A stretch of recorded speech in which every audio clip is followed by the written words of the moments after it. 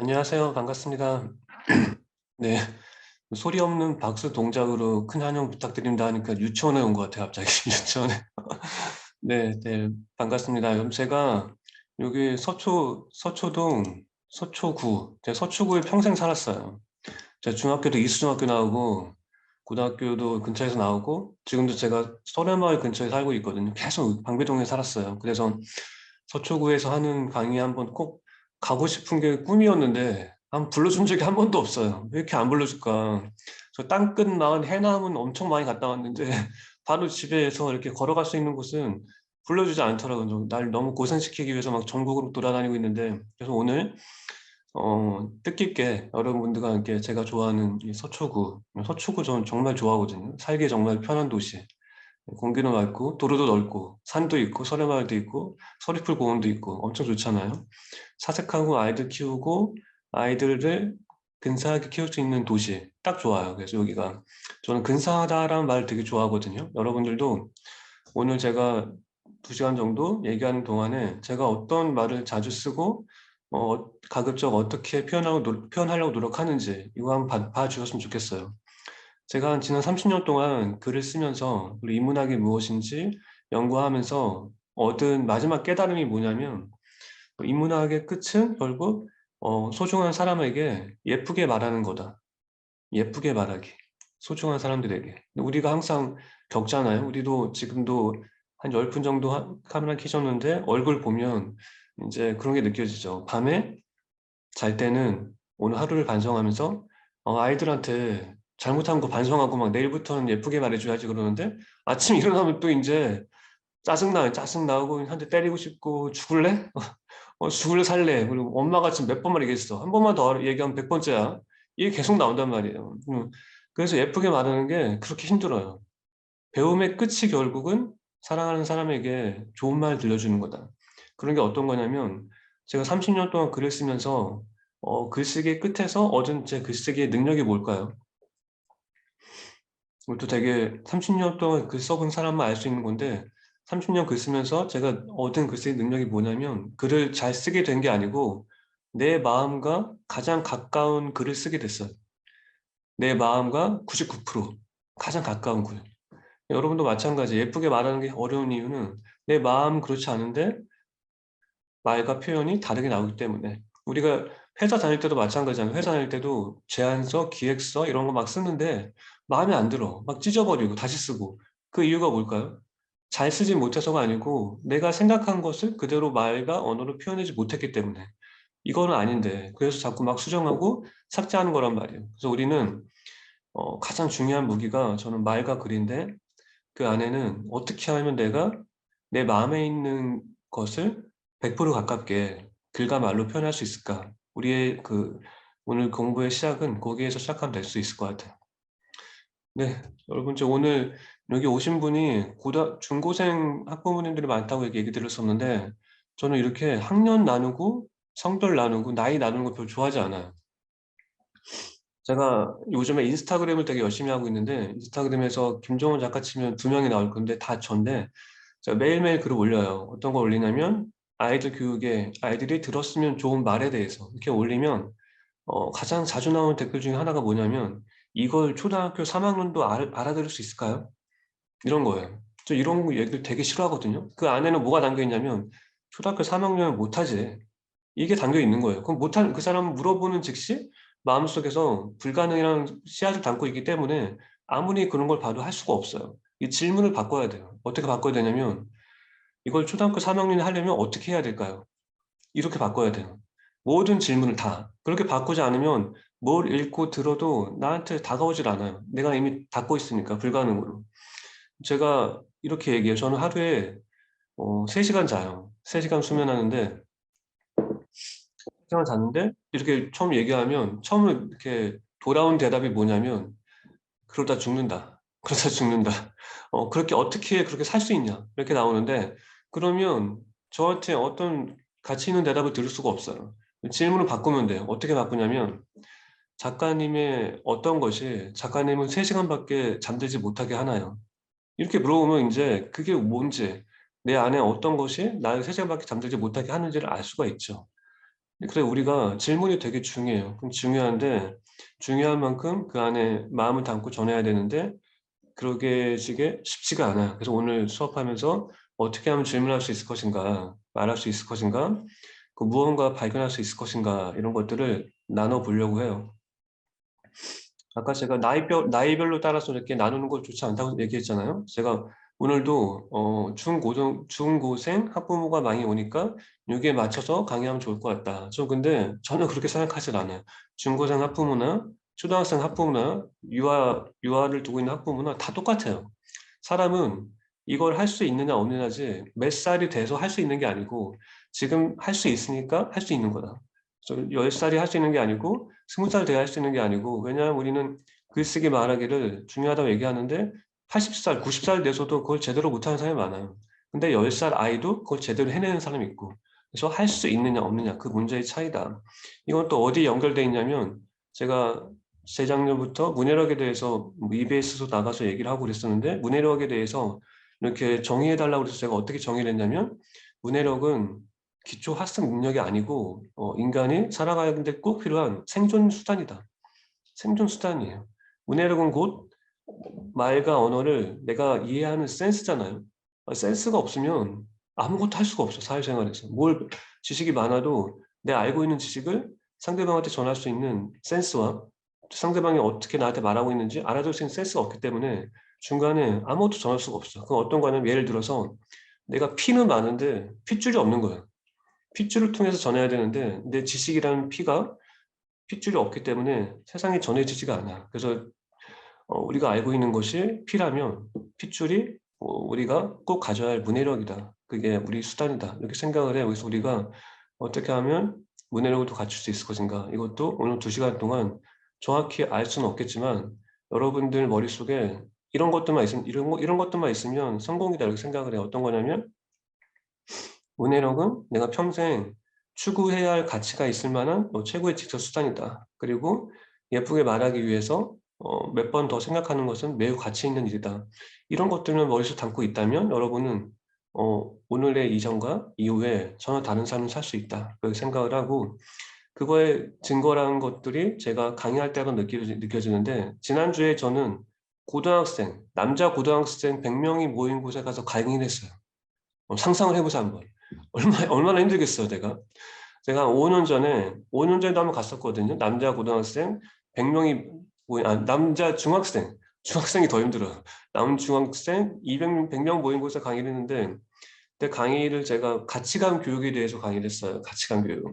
근데 제가 그 가치관 교육을 하기 위해서 중학생 100명과 2시간을 보내면서 제 가치관을 잃어버렸어요. 나는 뭘까? 나는 왜 여기 서 있지? 집에 가고 싶다. 빨리 집에 가고 싶다 생각했는데 5년 만에 제가 많이 바뀌었어요. 이제 고등학생, 남고생 100명. 제가 또 뭘 주제로 갔냐면 글쓰기. 다 모두가 최악이야. 남자, 고등학생 100명 글쓰기 2시간. 애들 머릿속에서 뭐가 떠오를까요? 제 딱 도착하니까 빵과 음료수가 있더라고요. 딱 느꼈죠, 저는. 빵 먹으러 왔구나. 빵 먹으러 왔어. 빵을 막 2개씩 챙기는 거야, 막. 내 것도 다 갖고 와서 먹어라, 얘들아. 이렇게 얘기하면서 시작을 했어요. 시작했는데, 시작할 때 선생님이 저한테 이렇게, 되게 슬픈 얼굴로 오시면서 어떻게 얘기하냐면, 작가님, 아이들이 절대 글을 쓰지 않아요. 그리고 아이들은 절대 반응하지 않아요. 그러니까, 작가님, 실망하지 마세요. 슬퍼하지 마세요. 저는 근데 그런 거 신경을 쓰지 않아요. 그거는 나 아닌 다른 사람이 있을 때고 나는 다르다. 항상 좀 그렇게 생각하기 때문에 그래서 실제로 제가 다른 걸 보여줬죠. 근데 강의가 끝나고 나서 이제 어떻게 됐냐면 그 선생님이 저한테 실망하지 마라. 그렇게 말했던 선생님이 아이들을 향해서 이렇게 얘기했어요. 너희들이 정말 자랑스럽다. 대견하다. 정말 이렇게 글을 쓰다니. 너희들 정말 대견해서 오늘 너무 기뻤어. 선생님이. 이렇게 얘기를 한 거예요. 2시간 동안 그 아이들한테 무슨 일이 있었을까? 중학생이든 고등학생이든 초등학생 교실에도 마찬가지예요. 애들이 말하지 않고 반응하지 않고 그리고 글 쓰지 않는 것은 그걸 쓰게 하지 못했기 때문에 글쓸 상황을 부여해 주지 못했기 때문에 그런 전 그게 모든 이유가 있다 생각을 해요. 제가 그때 아이들과 만나서 어떻게 대화를 나누냐면 대화 속에 모든 비밀이 있다. 말. 어떻게 했냐면, 그걸 말씀드리기 전에 제가 이런 사례를 하나 말씀드려 볼게요. 제가 하루는 책을 쓰기 위해서 유럽에 갔어요. 유럽의 파리, 에펠탑 앞에. 에펠탑 앞에 이렇게 혼자 가서 서 있어요. 에펠탑 앞에 혼자 가서 서 있으면 어떤 꼴을 당할까요? 어떤 꼴을 당할까요? 세계 각국의 사람들의 사진을 찍어줘야 돼. 혼자 서 있으면. 다 사진 찍어달라고 이렇게 저한테 와요. 그래서 제가 딱 결심했죠. 사진 그만 찍고, 이제 내 갈 길 가야 되겠다. 이제 딱 결심하고 가려고 하는데, 그때 마침 한 미국인 연인이 저한테 오더니 다가오는 거예요. 느꼈죠. 이거 분명 사진이다. 이렇게 핸드폰을 잡고 있으니까. 그래서 제가 가려고 했는데, 그 연인 중에 남자 친구가 저한테 오더니 이렇게 얘기를 한 거예요. 어떻게 얘기했냐면, 제가 당신의 시간을 조금 빌릴 수 있을까요? 이렇게 얘기를 했어요. 이게 어떤 의미일까요? 이거는 사진 찍어줘. 사진 찍어주세요. 내가 뭐 사진 기사도 아니잖아, 당신의. 근데 당신의 시간을 조금 빌릴 수 있을까요? 당신이 허락해 주세요. 허락을 요구하는 말에 허락을. 당신이 허락한다면 나는 당신에게 사진을 찍히고 싶다. 이건 완전 모든 기품과 정중함이 이렇게 담겨져 있는 말이잖아요. 그렇기 때문에 저는 정말 그 사람이 날 고용한 것처럼 정말 열심히 찍어줬어요. 이 대화를 고스란히 고등학생이 모여있는 교실에 가서 이제 얘기를 하는 거죠. 우리 함께 같이, 우리 이제 글을 쓰는 거야. 이렇게 강요하는 게 아니고, 우리 같이 한번 글 써볼래? 네가 두 줄, 세 줄이라도 쓸 수 있으면 나는 되게 행복할 것 같아. 그리고 네가 좋아하는 주제 있지. 그 주제에 대해서 한번 먼저 얘기해 볼까? 그리고 한번 생각해 볼래? 그리고 그 아이들이 어떤 질문과 말을 하든 그거를 되게 가치 있게 리액션 해주고 받아주는 것. 이 세 가지만 있으면 모든 아이들은 다 글을 쓸 수 있다. 근데 부모의 말, 선생님의 말이 그걸 끄집어내지 못하고 있을 뿐이다. 그렇게 생각을 해요. 그래서 말은 정말 어떻게 중요하다고 말로 할 수 없을 정도로 중요하다. 이거 제가 너무라는 말 되게 너무 싫어해요. 너무라는 말을 왜 싫어하냐면 지금도 제가 너무라는 말 나올 뻔했어요. 너무 좋다, 너무 싫다. 여러분들 이렇게 되게 중요한데 여러분 이 말을 바꾸는 거는 되게 사소해요. 조금만 바꾸면 거대한 게 그냥 확 바뀌어져요. 그 조금이 뭐냐면 이런 것들 너무 대박, 존맛, 그리고 어쩔 TV 저쩔 TV 이런 거 있잖아요. 말도 하기 싫은데 좀 입에 담기도 싫은데 이런 것들이 왜 나오냐. 이런 것들을 제가 아이들이 쓰지 말게 해라 그러면 아예 그 친구들이 다 쓰는데 친구들하고 어울리려면 써야 되지 않을까? 이렇게 그러는데 이 정확한 어휘, 선명한 어휘의 가치를 알고 있는 아이들은 그런 걸 사용하는 친구들 주변에 가서 그걸 쓰지 않음으로써 그걸 쓰지 않는 삶의 가치를 보여주고 그 아이들을 바꾸죠. 그 아이들과 동화되고 싶어서 그걸 쓰는 게 아니고 올바른 언어를 쓰면서 그걸 쓰고 있는 아이들을 자신처럼 바꿔버리는 거죠. 바꿔서 생각을 해봐야 돼요. 저는 그래서 너무란 말이 어떤 거냐면 100명의 아이들한테 100개의 다른 음식을 주고 제공하고 맛을 물어보는 거죠. 그럼 아이들 100명이 뭐라고 얘기하죠? 아까 얘기했죠. 존맛, 핵존맛, 개존맛, 대존맛, 개존맛 이렇게 뭐 끝이 없어요. 근데 이거를 우리가 들었어요. 100명의 아이들한테. 근데 우리는 뭘 알 수가 없냐면 100명의 아이들이 각각의 다른 음식을 먹었는데 뭘 먹었는지 알 수가 없어요.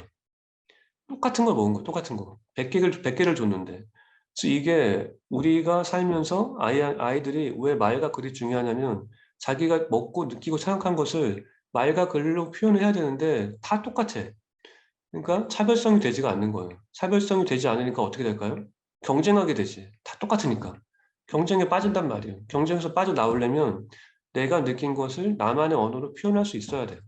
그렇지 못하면 경쟁하게 되고 암기하게 되죠. 난 더 많이 암기했어. 너보다 2개 더 많이 암기했어. 너보다 책 3권 더 읽었어. 그렇지만 남는 건 없지. 왜 남지 못하냐면 나의 언어를 표현하지 못하기 때문에. 저는 책을 1년에 한 권 읽어요.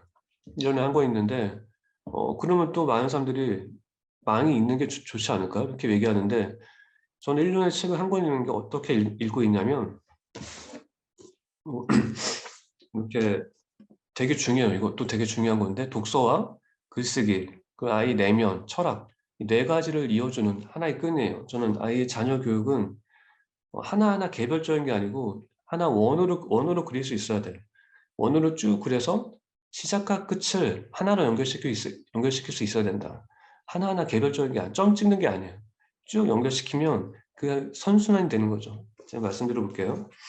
이 부모의 말이라는 책, 아니, 책 홍보가 아니고 이번 주에 나온 책인데 아무튼 책을 읽을 때 이렇게 물어보죠. 아이들은 왜 독서를 하지 않을까? 그리고 아이들은 왜 학습 만화만 읽을까? 이런 걸 생각해 보세요. 왜? 왜 그럴까? 이유가 다 있어요. 계속 생각하다 보면 이유가 나와요. 어떻게 되냐면 우리가 아이한테 책을 주죠. 책을 주면서 뭐라고 얘기하죠? 책 읽으라고 주면서 줬는데 애가 책을 안 읽고 놀고 있어. 그러면 이제 부모님 입에서 무슨 말이 나오냐면 너 책 다 읽고 노는 거야? 다 읽었어? 다 읽었어 나온단 말이야. 그럼 이제 그 한마디에서 아이가 이제 거짓말을 이제 배우기 시작해. 왜냐면 안 읽었으니까. 근데 읽었다고 거짓말해. 알 수가 없으니까. 읽었는지 안 읽었는지. 그런데 만약에 우리가 이렇게 얘기할 수 있다면 어떻게 얘기하냐면 너 그 책 어느 부분에서 어디에서 멈췄어? 읽다가 어디에서 멈췄니? 저는 이렇게 독서를 이렇게 정의해요. 독서는 끝 마지막 페이지를 보려고 하는 게 아니고 멈출 페이지를 찾기 위해서 읽는 거다. 멈출 페이지. 너 어디에서 멈췄어? 이렇게 질문하는 거죠. 왜 거기에서 멈췄어? 어느 부분이 너의 눈길을 자극했어? 거기에서 어떤 생각을 했어? 그 생각을 어떻게 하면 너의 일상에 적용해서 실천해 볼 수 있을까? 이렇게 4단계 질문이 멈춰야지 나와요. 너 다 읽었어? 거기서는 질문이 없어요. 응, 다 읽었어. 알았어. 가서 놀아. 이게 끝이란 말이야. 그 100권을 읽어도 다 읽었으라는 질문에서 100권 읽으면 한 줄도 남는 게 없어. 근데 이 한 권을 100권 읽는 사람, 그리고 100권을 한 번씩 읽는 사람, 이게 어떤 차이가 있을까요? 우리가 익히 잘 아는 이소룡 무술가, 이소룡님이 그랬죠. 정확한 횟수는 모르겠는데 나는 1000가지 발차기를 한 번씩 연습한 사람보다 하나의 발차기를 1000번 연습한 사람이 무섭다. 왜냐하면 그는 한 번의 그 발차기가 어떤 가치를 담고 있는지 알고 있기 때문이다. 가치를 알면 포기하지 않아. 우리가 포기하는 이유는 가치를 모르기 때문이에요.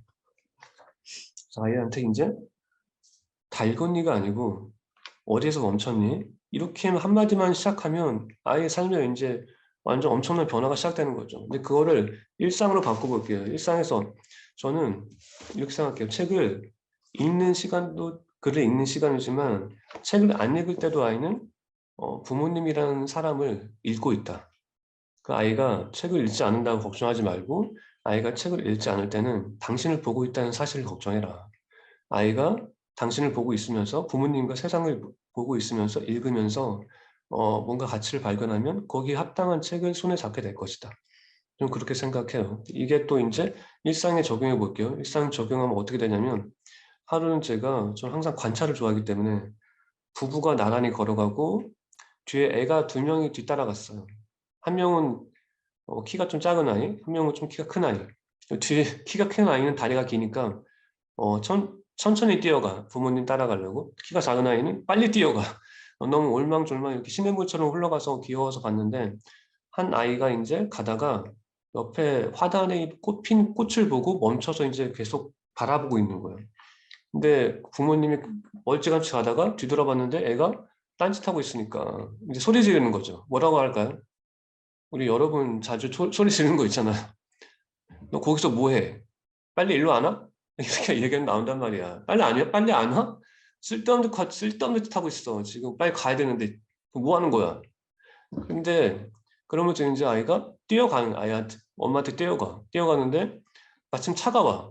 저로 가. 차가 일로 오니까 너 저로 가. 일로 가 막 이게 리모컨처럼 아이를 이제 부리고 있는 거야. 근데 이제 그 아이는 1시간을 부모님과 산책을 해도 뭐만 기억에 있냐면 출발점과 도착점 이 2개밖에 없어. 이 아이한테는 과정이 하나도 없는 거예요.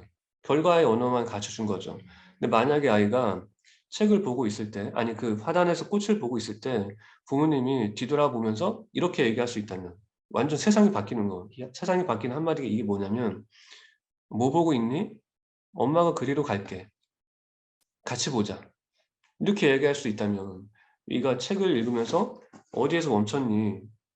와 같은 효과를 일상에서 만날 수가 있는 거예요. 근데 우리는 항상 바쁘게 가려고 학교에 가서 그 대단한 게 있는 것도 아닌데, 대단한 것은 아이가 일상의 중간에서 멈춘 곳에 있는데 우리는 거기를 멈출 기회를 주지 않고 있어. 그 멈춰서 질문하고 상상하고 뭔가 발견하고 몰입하고 집중할 수 있는 힘을 아이가 스스로 맨날 자신한테 주려고 하는데 계속 그걸 공급하지 못하게 막고 있는 거죠. "일로 와. 저리 가. 그거 쓸데없는 거 하지 마." 이런 것을. 왜 아이가 하는 것을 쓸데없다고 규정하는 거죠.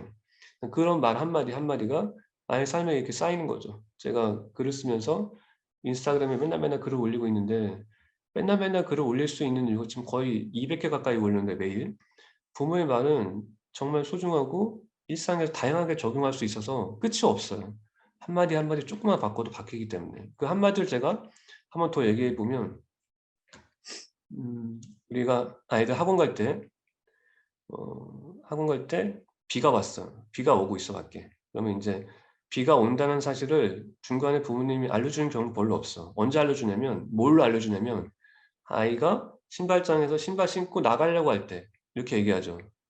"우산 가지고 나가. 밖에 비 와. 우산 가지고 나가." 이게 뭐냐면 대표적인 결과적 언어. "우산 갖고 나가." 그냥 결과만 주는 거예요. 인제 어떻게 그걸 인제 이렇게 바꿔보는 거죠. 어떻게 바꾸냐면 아이가 집에서 빈둥빈둥 이게 딴짓할 때 얘기해 주는 거예요. "지금 밖에 비 오더라. 비 오더라." 과정을 알려주는 거죠. 비 오더라 그러면 인제 아이가 어떻게 될까요? 창밖을 보게 되겠죠. 관찰하는 거죠.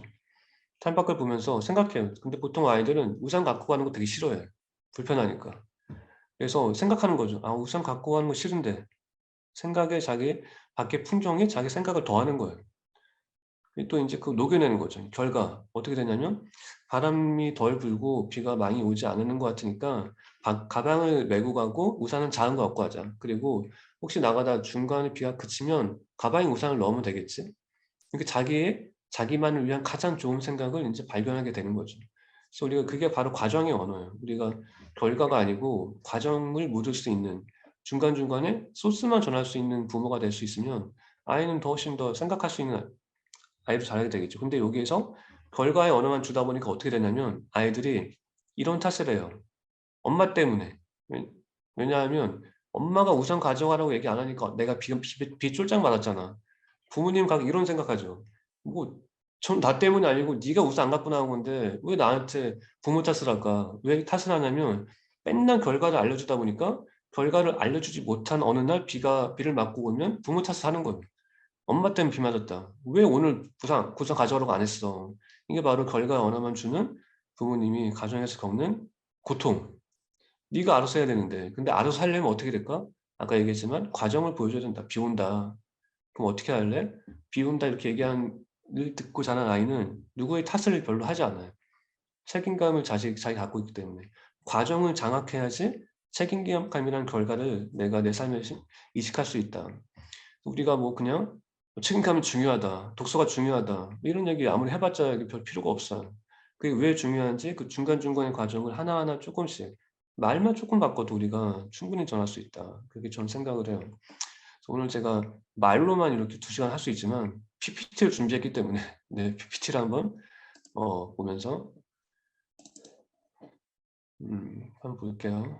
여러분 제가 채팅창을 보고 있는데 이은하 님 "근사하게 키울 도시." 너무 좋네요. 네 맞아요. 서초구 특히 좀 방배동을 유독 좋아하긴 하지만 아무튼 서초구가 정말 살기 좋은 도시고 서초구 뭐 이렇게 서리풀 우산인가 이렇게 횡단보도 앞에 있는 그런 것들 다 서초구가 처음 발명 창조한 거잖아요. 그것도 되게 창의적이었고 참 좋아합니다. 여러분들이 제 얘기 들으면서 수업에 대한 궁금증, 질문할 것들 그런 것들이 있으면 댓글로 수시로 이렇게 말씀해 주세요. 그럼 제가 하나하나 보면서 눈에 띄는 것들 보고 말씀드려 볼게요. 그리고 하나 먼저 얘기할 게 제가 언어, 표현 뭔가 모든 표현 부모의 말이 더 정교해지고 선명해지면 왜 좋을까? 이걸 한번 제가 제 경험을 통해서 한번 얘기해 볼게요. 제가 사색이 자본이다라는 책을 한 10년 전에 책을 냈어요. 사색이 자본이다. 그 책을 내면서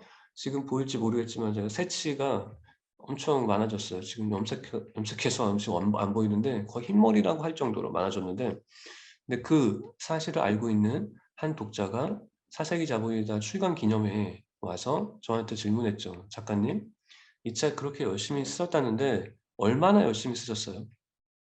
되게 애매해요. 난 어떻게 대답을 해야 돼? 내 지난 5 년을 보여줄 수도 없고, 너 뭐 "나 죽는 줄 알았다." 뭐 이렇게 난 진짜 다시는 못 쓰겠다." 뭐 "죽는 줄 알았다." 면 과장 아니면 숫자로 이렇게 뭐 보여주는 거 이런 거밖에 할 수가 없어, 표정. 저는 근데 그런 거 전혀 없이 언어로만 딱 두 줄로 이렇게 깔끔하게 보여줬어요. 어떻게 보여줬냐면, 제가 흰머리가 됐다고 했잖아요. 그 흰머리와 원고지 이 두 개를 연결시켰어요. 이렇게 제게 있던 검은 머리는 원고지로 가서 검은 글자가 됐고, 원고지의 하얀 여백은 내게로 와서 흰 머리가 되었다. 우리는 그렇게 서로 가장 소중한 것을 바꿨다. 이렇게 얘기해 줬어요. 이렇게 얘기하면 더 인제 보탤 말이 필요 없는 거예요. 그래서 우리가 과장하고 비난하고 시기하고 질투하고 이런 모든 감정이 서로의 마음을 제대로 표현을 못했기 때문에 발생하는 것이다. 정확히 얘기할 수 있다면, 우리 지금 비대면 사회라서 앞으로도 계속 그렇게 될 것 같아요. 특히 비대면 사회에는 언어가 되게 중요해요. 텍스트, 특히 텍스트. 카톡이나 메시지 보낼 때 우리 되게 오해 많이 하죠. 그래서 전화해. 그 음성으로 알려줘야 돼. 그게 아니라는 거. 음성으로도 안 되면 만나서 표정으로 알려줘야 돼. 텍스트로 안 되니까 전화해야 되고 만나야 되는 거. 불편한 거죠. 맨날 만나. 맨날 오해하니까 맨날 만나야 돼. 그 얼마나 짜증나요. 맨날 오해시키고 만나고 밥 사줘야 돼. 또 오해를 시켰으니까. 이게 얼마나 손해예요. 우리가 언어로 무언가 자기의 생각을 정확하게 말할 수 있다는 것은 어떤 자본보다 지적인 자본이다. 소중한 자본이다. 그렇게 생각해요. 네. 네, 여기 이영중님, "원고지로 가서 검은 글자가 되었다." 전율이 느껴지네요. 제가 생각해도 너무 멋진 것 같아요. 이렇게 멋진 말을 하다니. 네, 말씀하신 불가능의 씨앗, 과정의 언어, 생활에서 점검하고 실천하도 마음 새기겠습니다. 예, 이렇게 세 줄. 불가능의 씨앗, 과정의 언어, 생활 점검. 이렇게만 생각하셔도 오늘 뭐 2 시간 들은 거는 엄청나게 여러분들한테 도움이 되는 거예요. 네. 네. PPT 화면 보이시나요, 혹시? 보이시죠? 네. PPT 화면을 좀 크게 하면 보면 왼쪽, 제가 제 사색과 글쓰기 인문학의 스승이 2명 있어요. 두 분 다 최근 이호랑 박사님이 돌아가시면서 두 분 다 돌아가시게 됐는데, 한 사람은 독일의 대문호 괴테. 저 괴테 책만 15년 동안 15권 읽었어요. 1 년에 한 권씩. 그리고 이호랑 박사님, 이 두 분이 있는데 이 두 분에 대한 소개를 하면 되게 뭐 끝도 없겠죠. 근데 제가 독서와 글쓰기 인문학에 대해서 소개를 하자면, 이호랑 선생님은 과 괴테, 그리고 저는 독서와 글 쓰는 방법이 똑같아요. 네. 어떻게 똑같냐면, 제가 이호랑 선생님 댁에 가서 선생님 댁에 가면 과거에 책이 10,000권 넘게 있었어요. 10,000권 넘게 있어서 제가 물어봤죠. "이거 다 읽었어요? 이거 다 읽으셨어요?" 이렇게 물어봤더니 저한테 어떻게 답했냐면 이렇게, "다 읽었지만 다 읽었다고 말할 수는 없지." 우리는 서로, 근데 저랑 이런 선생님은 서로 뭔가 얘기해도 그 이유에 대해서 묻지 않아요. 답은 그걸 들은 사람의 몫이기 때문에. 들은 사람 수준에 의해서 되는 거니까. 그 사람의 수준까지만 알 수 있는 거니까. 근데 저는 어떻게 이해했냐면 이렇게 이해했어요. 제가 처음에 얘기했죠. 책은 마지막 페이지를 보기 위해서 처음부터 끝까지 읽는 게 아니고 멈추기 위해서 읽는 거다. 이런 선생도 이런 얘기를 했어요. 어느 날 새벽 잠을 깨서 서재에 가서 문득 마음에 드는 책을 골라서 아무 페이지나 펼쳤는데 거기에서 내가 글이 될 수 있는 영감을 얻었다면 이거 얼마나 근사한 일인가. 그리고 만약 내가 그날 일어나지 않았다면, 그 페이지를 펼치지 않았다면 난 그걸 모르고 지나쳤을 것이다. 이렇게 말씀하셨죠. 이게 바로 똑같은 거예요. 책은 끝까지 읽는 게 아니고 중간에 경탄할 지점을 찾기 위해서 읽는 거다. 경탄할 지점을 찾기 위해서 어떻게 해야 될까요? 그 힌트를 알려주면 그냥 무조건 펼친다고 다 되는 건 아니에요. 경탄한 페이지를 찾으려면 첫 번째, 내게 소중한 사람이 누군지 알고 있어야 돼요.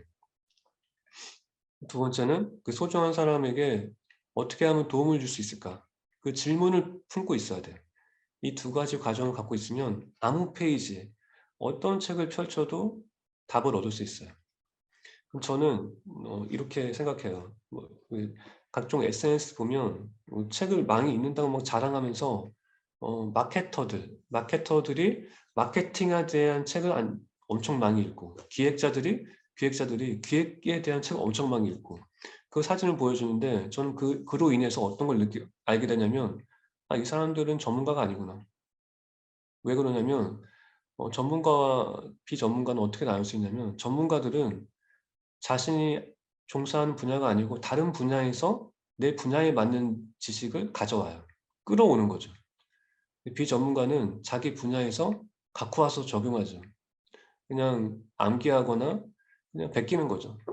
비전문가, 제가 독서로 예를 들면 이런 거예요. 제가 만약에 자녀 교육에 대한 책을 쓴다면 자녀 교육에 대한 책만 읽지 않아요. 뭐 다른 책을 읽고 그 안에서 자녀 교육 메시지를 뽑아내는 거죠. 자기 시선이 있는 사람은. 그 사람은 전문가죠. 내 분야가 아닌 다른 모든 분야에서 끌어올 수 있는 사람. 그 사람은 끝이 없어요. 발견할 수 있는 게. 왜냐하면 내 분야에서만 갖고 오면 한계가 있는데 내 분야 빼고 다 모든 것을 다 갖고 올 수 있다면 끝이 없는 거죠. 그걸 비유하자면 이런 거예요. 당신이 사는 곳, 자주 가는 곳 놀이터에서 뭔가를 발견할 수 없다면 파리, 유럽, 에펠탑 앞에서도 아무것도 발견할 수 없다. 당신이 가장 자주 가는 곳, 당신이 머무는 곳에 모든 것이 있다. 굳이 다른 곳에 갈 필요가 없다. 제가 우리가 잘 알고 있는 칸트, 니체 이런 사람들도 평생 자기 사는 곳에서 벗어나지 않았잖아요. 그 사람들은 벗어난 적이 없는데 세계에 있는 곳곳의 사람들이 그 사람이 쓴 책을 읽죠. 네, 굳이 멀리 안 가도 모든 사람을 끌어올 수 있는 영감, 텍스트, 지성을 내가 가질 수 있다. 내가 바라보는 시선만 바꿀 수 있다면. 그래요. 그래서 제가 이어령 박사와 괴테에게 문해력과 인문학을 상상의 대화 직접 만나 대담하면서 느낀 것들을 제가 다 책으로 쓰고 있는 거예요. 제가 지금까지 책을 한 70권 썼어요. 여러분들은 안 읽어봤겠지만 안 읽어봤겠지만 제가 한 70권을 썼고 이번 주에 책이 3권이 동시에 나와가지고 아무튼 힘든데 아무튼 저는 그분들께 얻은 가르침, 제가 삶으로 느낀 실천 이런 한 것들을 책으로 이제 기록하는 거죠. 그래서 여러분들한테 어떻게 하면 되나요? 이런 걸 저한테 물어보면 제가 쓴 책을 읽으면 된다. 이렇게 제가 이제 자신 있게 얘기하고 있어요. 이렇게 107분 들어오셨네. 이제 두 번째 화면 한번 볼게요. 이거는 요란 박사님이 세상을 떠나기 전 저는 죽었다, 뭐 사망했다 이런 말 좋아하지 않아요. 어떻게 얘기하냐면 이렇게 바꿔서 얘기해요. 나보다 먼저 떠난 사람들을 만나러 가셨다. 이렇게 얘기해요. 그러면 이제 어떻게 되냐면 우리는 이별한 것이 아니에요. 나는 또 그 선생님을 추억하면서 또 만날 수 있으니까. 우리가 슬픔도 고통도 다르게 정의하면 기쁨으로 바꿀 수 있어요. 저는 대학교를 중퇴했어요. 4학년 2학기 때. 4학년 2학기 때 중퇴했어요. 그럼 이제 저보다 그걸 들은 사람들이 더 아쉬워해. 왜 한 학기만 더 다녀서 졸업하지 막 자기 일인 것처럼. 근데 저는 그때 글쓰기를 위해서 중퇴했고 저한테 이렇게 얘기했어요. 어떻게 얘기했냐면 나는 지금 6개월 빨리 너한테 글쓰기를 할 수 있는 시간을 선물하는 거야. 이렇게 얘기했죠.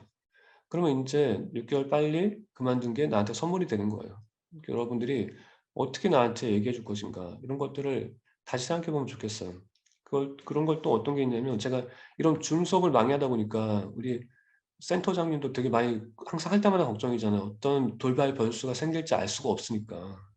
그러니까 저는 왜 걱정하지 않냐면 이런 거예요. 제가 항상 지금 또 커피가 있지만 할 때마다 10분 전에 커피를 내려서 준비해 놔요. 준비해 놓고 인제 한창 줌 수업 10분 전에 딱 켜고 인제 이제 자리 잡고 있는데 제가 그만 커피잔을 쏟은 거예요. 어 쏟아서 모니터 막 다 들어가고 막 자판에 들어가고 막 그런 거예요. 10분 전에. 그럼 인제 보통이라면 어떤 생각이 들까요? '불길해. 오늘 강의 망친 것 같아. 짜증나. 돈도 얼마 안 줬는데 짜증나.' 이렇게 된단 말이에요. 근데 그때 저는 어떤 생각을 했냐면 어차피 치워야 돼. 일단 치워. 치우면서 아 이거 뭔가 좋은 일인 것 같은데 강의할 때 커피 쏟은 걸로 시작해보자. 인사말을. 그러면서 이렇게 얘기했어요. 강의 시작하면서 이렇게 여러분들 잠이 올 때 졸리면 커피 마시죠. 잠 깨려고. 근데 여러분 커피 마시는 것보다 더 쉽게 잠 깨는 방법이 있어요. 키보드에 쏟아버리는 거예요. 키보드에 쏟아버리면 바로 잠 깰 수 있어요. 제가 바로 지금 잠 깨고 온 사람이에요. 이렇게 얘기하면 아 내가 이거 강연 정말 잘 되려고 커피를 쏟았구나 할 말이 없었는데 이렇게 바꿀 수 있단 말이죠. 그래서 저는 뭐 할 때마다 걱정을 별로 안 해요. 거기에 맞게 변주해서 좋은 방향으로 이끌어갈 수 있는 말의 기술이 있기 때문에 어떻게 하면 이거를 방향을 바꿀 것인가 그러면 이게 다 좋게 좋게 넘어간단 말이에요. 여러분들이 이것도 하나하나 쌓아가면 좋겠어요. 이것도 제가 이탈리아의 한 커피 카페에 가면 이런 메뉴판이 있어요. 값이 커피는 똑같은데 커피 가격이 세 가지예요. 어떻게 세 가지냐면 주문할 때 커피 그러면 10달러, 10유로 그리고 커피 주세요. 그러면 7유로 커피 한 잔 부탁드리겠습니다. 그럼 3유로예요. 예쁜 말의 가격이죠. 그리고 그만큼 우리가 말과 글은 돈으로 바꿀 수 있을 만큼 되게 가치 있는 것이다. 예쁘게 말할 수 있다면 그 아이는 그 부모는 어디 가서든 사랑받겠죠. 당연히 어쩔 수 없이. 어떻게 하면 그렇게 말할 수 있을 것인가? 내 앞에 있는 사람이 소중한 만큼 두 번, 세 번, 네 번 더 생각하고 얘기하는 거예요. 방법은 그거밖에 없는 것 같아요. 더 생각하고 얘기하기. 침묵을 두려워하지 않고. 여기 이런 선생님의 사진을 보면 여기서 우리가 이게 있어. 누구나 알고 있지만 아무도 하지 않는 것들.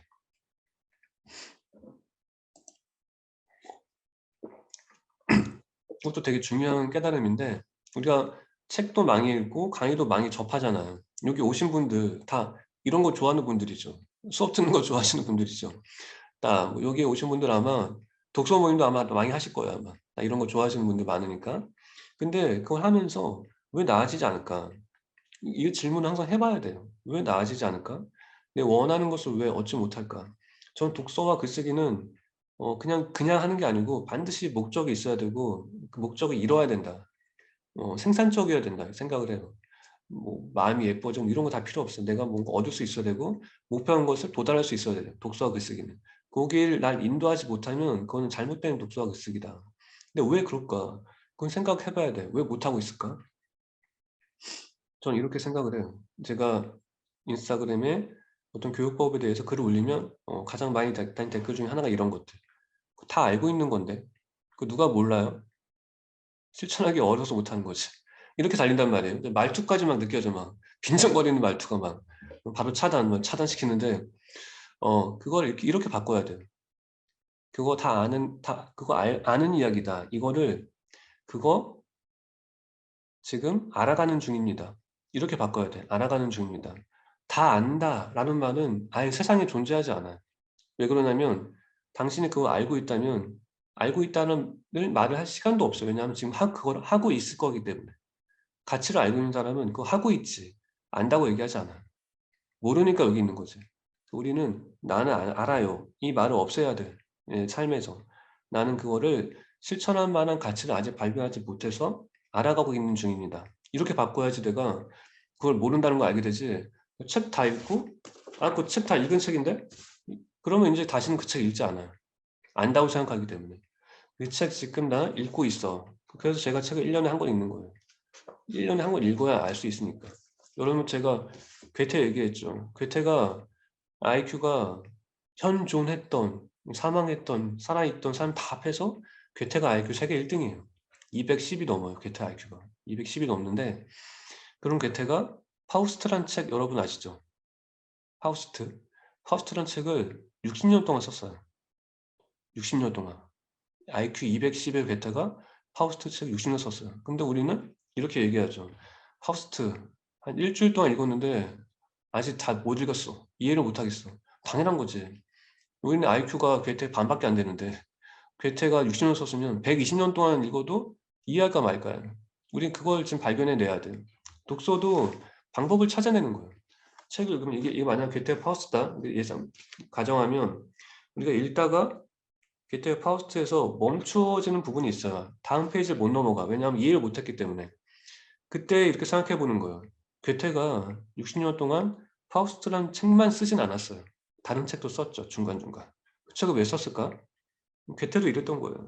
이 페이지에서 이 페이지를 썼고 다음 페이지를 쓰기 위해서 자신이 아직 내면의 지성이 부족하기 때문에 다른 책을 쓴 거죠.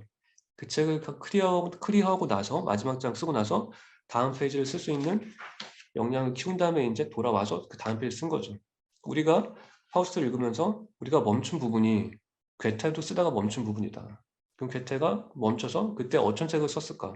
그럼 그 책을 읽고 돌아오면 우리도 파우스트의 다음 장을 읽을 수 있는 거예요.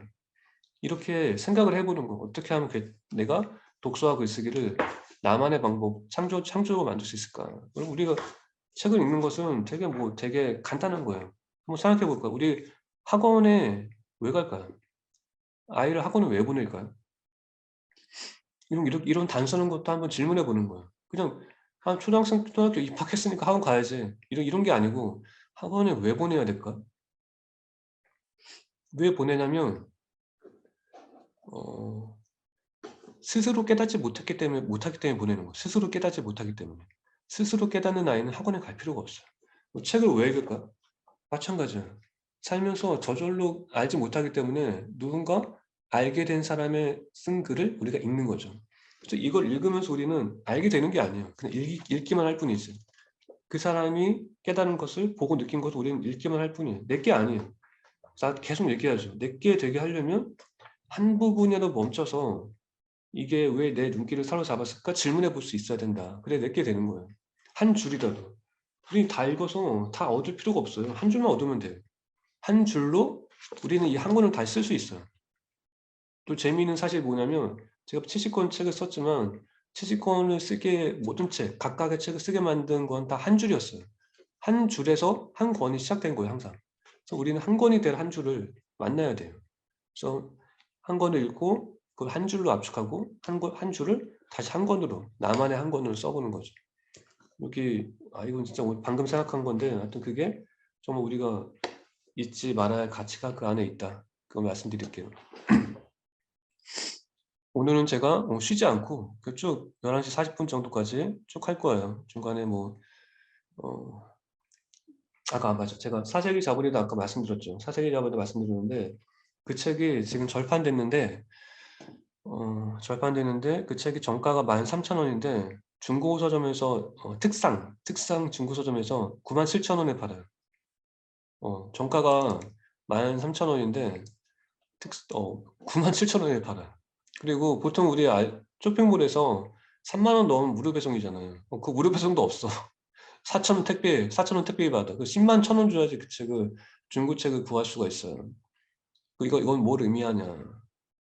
저는 제 책을 사는 사람의 재테크까지도 제가 염두하는 사람이다. 내 책을 사면 시간이 지나면 더 가치가 올라간다.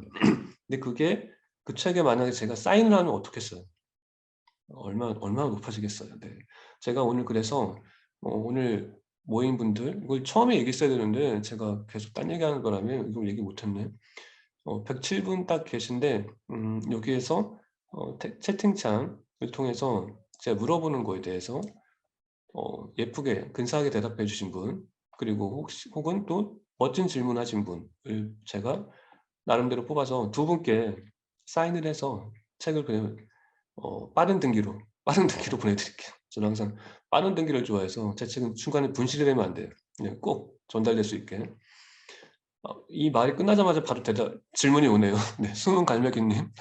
역시 우리 인간은 뭔가 먹을 게 있어야 돼. 네, 먹잇감을 줘야지. 질문이 한 가지 있습니다. 여러분 이게 타인이 남긴 질문을 보면서도 여러분이 되게 많은 것을 느낄 수 있어요. 질문, 책은 점점 더 책을 읽기보다는 짧은 영상 위주로 컨텐츠를 소비하는 경향이 강해지는데 이럴 때 아이들에게 책을 조금 더 가깝게 해주려면 이 좋은 책이 너를 아직 기다리고 있어. 뭐 이렇게 접근하면 좋을까요? 그러면 약간 느끼하죠. 느끼해요. 좀 억지스럽고 저는 우리가 영상을 피할 수는 없어요. 저는 세상에 나쁜 건 없다고 생각해요. 활용하지 못하는 사람만 있을 뿐이지. 좋게. 아까도 제가 커피를 쏟고 활용한 것처럼 우리 짧은 영상 위주 콘텐츠 이것도 영상이 짧다고 이렇게 비난할 필요도 없어요. 저는 이걸 어떻게 활용하냐면 이렇게 해보는 거예요. 제가 여러분 유재석 씨 아시죠? 유재석이 인기 없는 그 무명이었을 때 일이 없잖아요. 다 동기들은 다 잘 나가고 있을 때 그 유재석이 어떻게 했냐면 동기들 잘 나가고 있을 때 그걸 부러워하기보다는 자기 집 방에서 동기들이 나온 이 온갖 예능 다 녹화해서 보는 거예요. 보는데 그냥 보는 게 아니에요. 어떻게 봤냐면 아까 제가 계속 얘기했죠. 책은 멈추는 것이다. 유재석은 이렇게 출연자가 나오고 MC가 있죠. 둘이 계속 대화하면서 이어지던 예능이 대화를 하기 전에 딱 멈춤을 누르고 아 나라면 여기서 이렇게 얘기할 텐데 저 사람은 뭐라고 얘기할까? 아 저 사람이 이렇게 얘기했어? 그러면 이 얘기한 거에 대해서 이 MC는 또 어떻게 리액션 할까? 이거를 예상해 본 다음에 다시 플레이. 그리고 아 나랑 똑같네. 아 내가 더 재밌었어. 내가 더 웃겼어. 또 멈춤. 다시 플레이. 멈춤 플레이. 우리는 영상 유튜브가 있어서 아이들한테 좋진 않지만 우리한테 리모컨이 있어요. 멈출 수가 있단 말이에요. 멈춰. 근데 실시간 방송은 멈출 수가 없죠. 오히려 유튜브 콘텐츠가 훨씬 더 좋아요. 멈출 수 있으니까. 아이들이 좋아하는 걸 보면서 뭐 게임을 봐도 돼요. 게임 풀이하는 방송 아이들 되게 좋아하잖아요. 그걸 충분히 봐. 보면서 우리 오늘 30분짜리니까 중간에 한 3번만 멈춰보자. 계속 멈추면 짜증나니까. 3번 멈춰서 아, 저 사람이 다음 행동을 어떻게 할 것 같아? 너라면 어떻게 할 거야? 너는 왜 그렇게 한다고 생각했어? 저 사람은 왜 그렇게 생각한 거야? 그럼 가장 좋은 방법은 뭘까? 그럼 우리 한번 다시 틀어볼까? 아, 누가 맞았네. 이거에 대해서 어떻게 생각해? 다음번엔 어떻게 하면 더 좋은 선택지를 발견할 수 있을까? 질문이 끝이 없어, 이렇게 하면. 근데 그냥 보게 놔두고 방관하면 아무것도 남는 게 없는 거죠. 그래서 보게 놔두고 방한 아이는 1시간을 보고도 자기가 1시간 봤다는 걸 믿지를 못해요. 나 10분밖에 안 봤는데 10분처럼 느껴지니까 너무 짧게 느껴져. 아무것도 남는 게 없으니까. 근데 10분을 보더라도 한 두세 번 멈춰서 생각을 하게 되면 우리가 영상은 피할 수가 없는 거니까 어떻게 하면 활용할 수 있을 것인가 이렇게 생각해 보면 좋을 것 같아요. 그래서 이 질문이 되게 좋은 질문인데 제가 항상 말하고 싶은 것을 여기서 말씀드릴 수 있게 돼가지고 그래서 우리는 어떻게 하면 제가 우리 삶에 존재하는 모든 언어는 아이의 삶을 중간중간 멈추기 위해서 존재하는 지적인 언어다. 이렇게 생각하셔서 어떻게 하면 내 언어로 아이를 멈춰서 여기서 또 하나 잠깐 아까 말씀 못 드린 게 독서는 멈출 부분을 발견하기 위해서 읽는 거고 글쓰기는 또 뭐냐면 글쓰기는 멈춘 곳에서 생각한 것을 기록하기 위해서 읽는 것이다. 그래서 독서와 글쓰기는 하나예요. 책은 잘 읽는데 글을 못 쓰는 아이는 없어. 글은 잘 쓰는데 책을 못 읽는 아이는 없고 하나 잘하면 하나도 잘해야 돼. 연결되어 있기 때문에. 내가 멈췄어. 왜 멈췄어? 거기서 어떤 생각했어? 그 생각한 걸 어떻게 삶에 적용할래? 이 대답이 끝나면 아이는 자기가 말한 것을 글로 쓸 수밖에 없어요. 그래서 우리가 멈출 수 있다면 쓸 수밖에 없다. 그리고 또 이거를 쓰기 위해서 또 뭐가 필요하죠? 쓰려면 시간이 필요해요. 멈춘 장소에서 20분, 30분 정도 쭉 그 자리에 있어야 된단 말이에요. 그러면 이제 어떻게 될까요? 아래로 깊어지죠. 생각이 깊어진단 말이에요. 깊어지면 어떻게 되냐면 내면이 탄탄해지죠. 그러니까 처음에 얘기했잖아요. 모든 시작과 끝은 하나로 연결되어야 된다. 멈췄다, 글 썼다, 오랜 시간 지났다, 내면이 탄탄해진다. 이게 하나로 원으로 이어진단 말이에요. 어느 하나만 딱 뭉툭 들어서 될 수 있는 게 아니다. 네. 아이가 오래 보는 것이 문제라고 생각했는데 너무 좋은 팁입니다. 맞아요. 우리 그거 있죠. 학습 만화. 부모님들이 가장 후회하는 게 학습 만화를 이제 처음 사줬던 날. 그거 되게 후회해요. 뭐 왜 사줬을까? 징징대서 사줬는데. 근데 학습 만화, 우리 그렇잖아요. 한자, 마법 한자. 마법으로 된 한자 배우는 거 있죠. 언급하진 않지만. 그걸 보면 초등학교 4학년 때까지는 엄청 열심히 읽어요. 흥미롭게. 그런데 5학년쯤 되면 이제 안 읽기 시작해요. 안 읽게 되면서 이제 어떻게 될까? 한자 영재인 줄 알았던 아이가 한자 바보였던 거예요. 모든 한자를 다 잊어버려요. 안 읽게 되면서.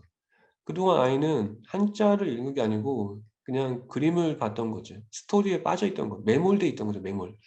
제일 제일 최악이 매몰되는 거, 스토리에 매몰되는 거죠. 우리가 영상 만들 때 영상 창작자들이 짧게 자극적으로 만든 이유는 멈추지 못하게 만들려고, 어떻게든 끝까지 보게 만들려고 그렇게 만드는 거잖아요. 그게 편집자의 의도죠. 근데 우리는 그 의도에서 빠져나와야 돼. 우리가 질문할 수 있다면 빠져나올 수 있어요. 우리는 그 창작자의 의도에 매몰되기 위해서 있는 게 아닐까. 항상 어디에서든 매몰되지 않으려고 의지를 갖고 있어야 될 것 같다는 생각이 들어요. 윤영란님, 비슷한 고민. 요즘 사회는 미디어 리터러시가 문해력보다 점령된 느낌입니다. 말로는 문해력을 강조하지만 실제 삶은 맞아요. 네. 말로만 강조하는 이유는 실천을 하지 않기 때문에. 말로만 하는 거야. 그래서 실천하면 말할 필요가 없겠죠. 그래서 이거 문해력은 학교나 학원에서 우리가 바라면 안 돼요. 저는 교육 정책 이런 걸 우리가 바꿀 수 없잖아요. 우리가 바꿀 수 있는 거는 내 아이밖에 없어요. 내 말과.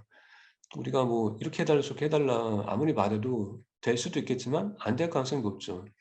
우리가 복권을 사서 내 의지대로 할 수 있는 게 아닌 것처럼, 우리 복권 말고 우리 삶의 티켓, 내 아이에게 전해지는 말의 티켓을 항상 잘 관리해야 될 것 같은데, 이런 거 문해력 리터러시 문해력 이것도 마찬가지. 우리가 스크롤 리터러시 이런 게 있어요. 스크롤 리터러시가 있는데 기사를 읽을 때 되게 빠르게 내리죠. 스크롤을 되게 천천히 내리는 연습해 보는 거예요. 빨리 내리지 말고 어떻게든 빨리 내리는 이유는 마지막 댓글 보려고. 댓글만 보면 다 알 수 있잖아요, 내용은. 댓글로 내용을 보잖아요. 댓글은 그냥 재미있는 것도 있지만 댓글 보지 말고 본문에 충실하게 본문을 천천히 한 줄씩 읽는 연습을 아이랑 한번 같이 해보는 거예요. 한 줄 한 줄. 다 읽는 게 중요한 게 아니고 네 마음에 닿는 한 줄을 발견하는 게 중요하다. 기사를 읽을 때도. 그걸 아이한테 알려주는 거죠. 네. 식자재 쇼핑이든 뉴스 검색이든 핸드폰을 하는 게 현실 아닌가 싶어지고 있어요. 학교에서도 점차 그런 듯하고 이렇게 괴리가 심한 삶 속에서 고민이 커진다. 저는 배달의 민족 되게 자주 애용하거든요. 배달의 민족 애용하면서 뭘 보냐면 어 Q&A 리뷰, 음식 리뷰를 되게 많이 보는데 그 리뷰를 보면 사람이 얼마나 이렇게 나쁜 놈인가 이런 것도 알 수 있고, 그에 반해서 예쁘게 말한다는 게 얼마나 행복한 일인가 도 알 수 있어요. 아무튼 이런 생각 해 볼게요. 리뷰 중에서 이런 게 요즘 많잖아요. "저 양파 안 먹으니까 양파 빼고 저 짜장면 더 많이 주세요." 이런 거 말도 안 되는 게 많단 말이에요. 말 우리가 또 뭐 "단무지 안 먹으니까 단무지 주지 말고 초밥 하나 더 주세요." 말이 안 되잖아요.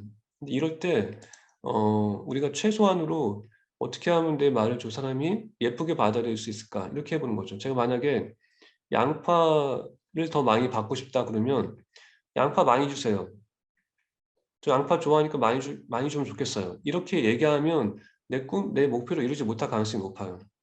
어떻게 얘기하면 이렇게 하면 얘기하면 달라져요. 어떻게 얘기하냐면 "늘 양파 많이 주셔서 감사합니다."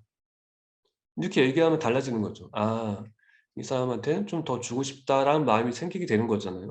내가 받고 싶은 것을 그냥 똑같이 얘기하는 게 아니고 어떻게 하면 내가 이 사람이 아까 처음에 얘기한 것처럼 허락을 구하는 말투, 이 사람이 자신이 허락해서 주고 싶은 마음이 들게 만들 수 있을까? 그렇게 하나하나 연구해 보는 거. 갑자기 질문이 많아졌어요. 책 때문에, 쌓인 책 때문에 질문이 다 읽을 수가 없게 많아졌는데, 네.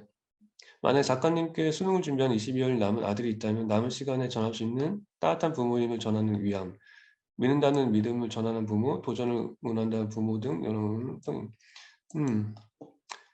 이것도 제가 인스타에 썼어요. 그 인스타에 썼는데 이 이야기하면 또 잠시 얘기해 보면, 제가 공부를 정말 열심히 최선을 다한 아이한테 들려주면 좋은 말, 이렇게 이 주제로 쓰니까 어떤 분이 뭐라고 남겼냐면 "우리 애는 최선을 다하지 않으니까 이 말 들려줄 필요 없겠네." 이렇게 남기는 거예요. 그러니까 사람들이 뭔가를 남기면 거기에서 뭔가 얻으려고 하지 않고 '내 아이는 이래서 이러니까 이건 안 될 거야.' 이걸 되게 처음 생각해요, 안 될 이유를. '어떻게 하면 적용할 수 있을까?' 생각하면 모든 거에서 배울 수가 있는데, 전 그래서 피아니스트 조성진을 되게 좋아하거든요. 조성진 아시죠? 피아니스트. 쇼팽의 피아니스트. 그 사람이 저랑 생각이 닮은 부분이 어디에 있냐면, 그분이 한 기자가 그 사람한테 물어봤어요. 클래식의 대중화를 위해서 당신은 뭘 할 생각이냐? 그랬더니 이 조성진이 뭐라고 대답했냐면 난 클래식의 대중화를 원하지 않는다. 대중의 클래식화를 원한다. 이렇게 반대로 얘기한 거예요. 멋있죠? 제가 늘 생각한 게 뭐냐면 사색이 중요하다 이렇게 얘기하면 사람들이 평범한 사람도 사색하려면 어떻게 해야 되나 물어봐요. 그럼 저는 이렇게 대답하죠. 특별한 사람만 사색할 수 있다. 평범한 사람은 특별해져야 된다 먼저. 이게 어떤 거냐면 클래식이나 사색이 위에 있는 것이라면 이게 대중화되면 더 이상 이건 클래식이 아니에요. 훼손된 거기 때문에. 그냥 대중에 딱 맞는 것일 뿐이죠. 그냥 대중가요가 되는 거예요. 그래서 우리가 뭔가를 얻기 위해서 그거를 끌어내리지 말고 내가 한번 올라가 보자. 끌어내리지 말고 잡아당기지 말고 내가 날 향상시켜 보자. 고양시켜 보자. 이런 생각으로 한번 쭉 나가보는 거예요. 그러면 모든 걸 다시 재배치할 수가 있게 되겠죠. 이거 이거는 수능을 준비한 아이들 이거는 저는 모든 아이한테 이렇게 힘을 줄 수 있는 한마디 이런 것 같아요. 네가 열심히 했는데 점수가 잘 나오든 안 나오든 괜찮아. 나는 네가 열심히 한 시간을 내가 기억하고 있으니까. 내가 다 봤으니까. 내가 봤으니까 너는 괜찮을 거야. 이런 식으로 시험이 꼭 아니더라도 다른 모든 아이들이 어떤 삶에서 뭔가 성취했을 때, 성취하기 전에 엄마가 다 열심히 한 거 알고 있어. 너는 그냥 편안히 가서 하면 되는 거야. 이렇게 얘기하면 돼요. 그리고 너는 네가 한 것을 보여주면 돼. 이건 마찬가지로 저도 제가 할머니한테 7살 때인가 8살 때 할머니한테 들은 말이 있어요. 저는 이런 말을 자주 들었는데 그때 괴테를 알게 됐죠. 어떤 말이냐면 괴테가 손자한테 해준 말이기도 해요. 근데 할머니가 저한테 그걸 들려주셨죠. 사랑하는 종원아, 하루에는 1시간이 24개 있고 1시간에는 1초가 수천 개나 있지. 종원아, 너는 무엇이든 다 할 수 있단다. 이렇게 얘기해 줬어요. 그렇게 그 한마디 듣고 자라면서 내가 뭐가 생겼냐면 지금 말한 것 그런 것이죠. 내가 한 것은 이미 세상이 다 알고 있으니까 나는 두려우거나 떨 필요 없어. 내가 한 시간은 사라지는 게 아니니까. 그리고 아이한테 만약에 학원 가기 10분 전에 책 좀 읽어라 그러면 아이들이 변명을 주로 이런 거죠. 10분밖에 없는데 책 읽을 수 있겠어? 이렇게 얘기하죠. 짜증나게. 근데 저는 그렇게 얘기한 적이 없어요. 어떻게 얘기했냐면 얘기하지 않고 "아 그래? 그럼 10분 동안 읽을 수 있는 책을 한번 골라볼까?" 이렇게 얘기하는 거죠. 1분, 10분이 하찮은 시간이라고 하찮게 보내지 않고 하찮은 것을 처리할 수 있는 시간으로 만드는 거예요. 그럼 그 아이는 1분, 10분, 1초도 사라지지 않아요. 시간을 창조하는 거죠. 버리지 않고 쌓이는 거죠. 저는 그렇게 한마디 한마디를 들을 수 있다면 아이는 그 한마디를 통해서 자기 삶을 바꿀 수 있는 모멘텀을 갈 수 있을 것이다.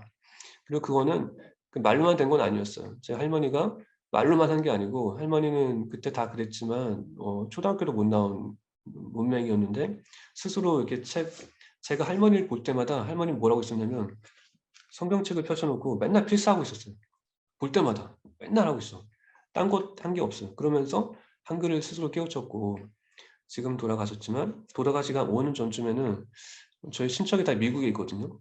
5년 전쯤에 "나 인제 말년에는 죽을 때까지 인제 미국에 가서 살아야 되겠다." 이렇게 저한테 얘기하시면서 인제 영어를 막 필사하시는 거예요.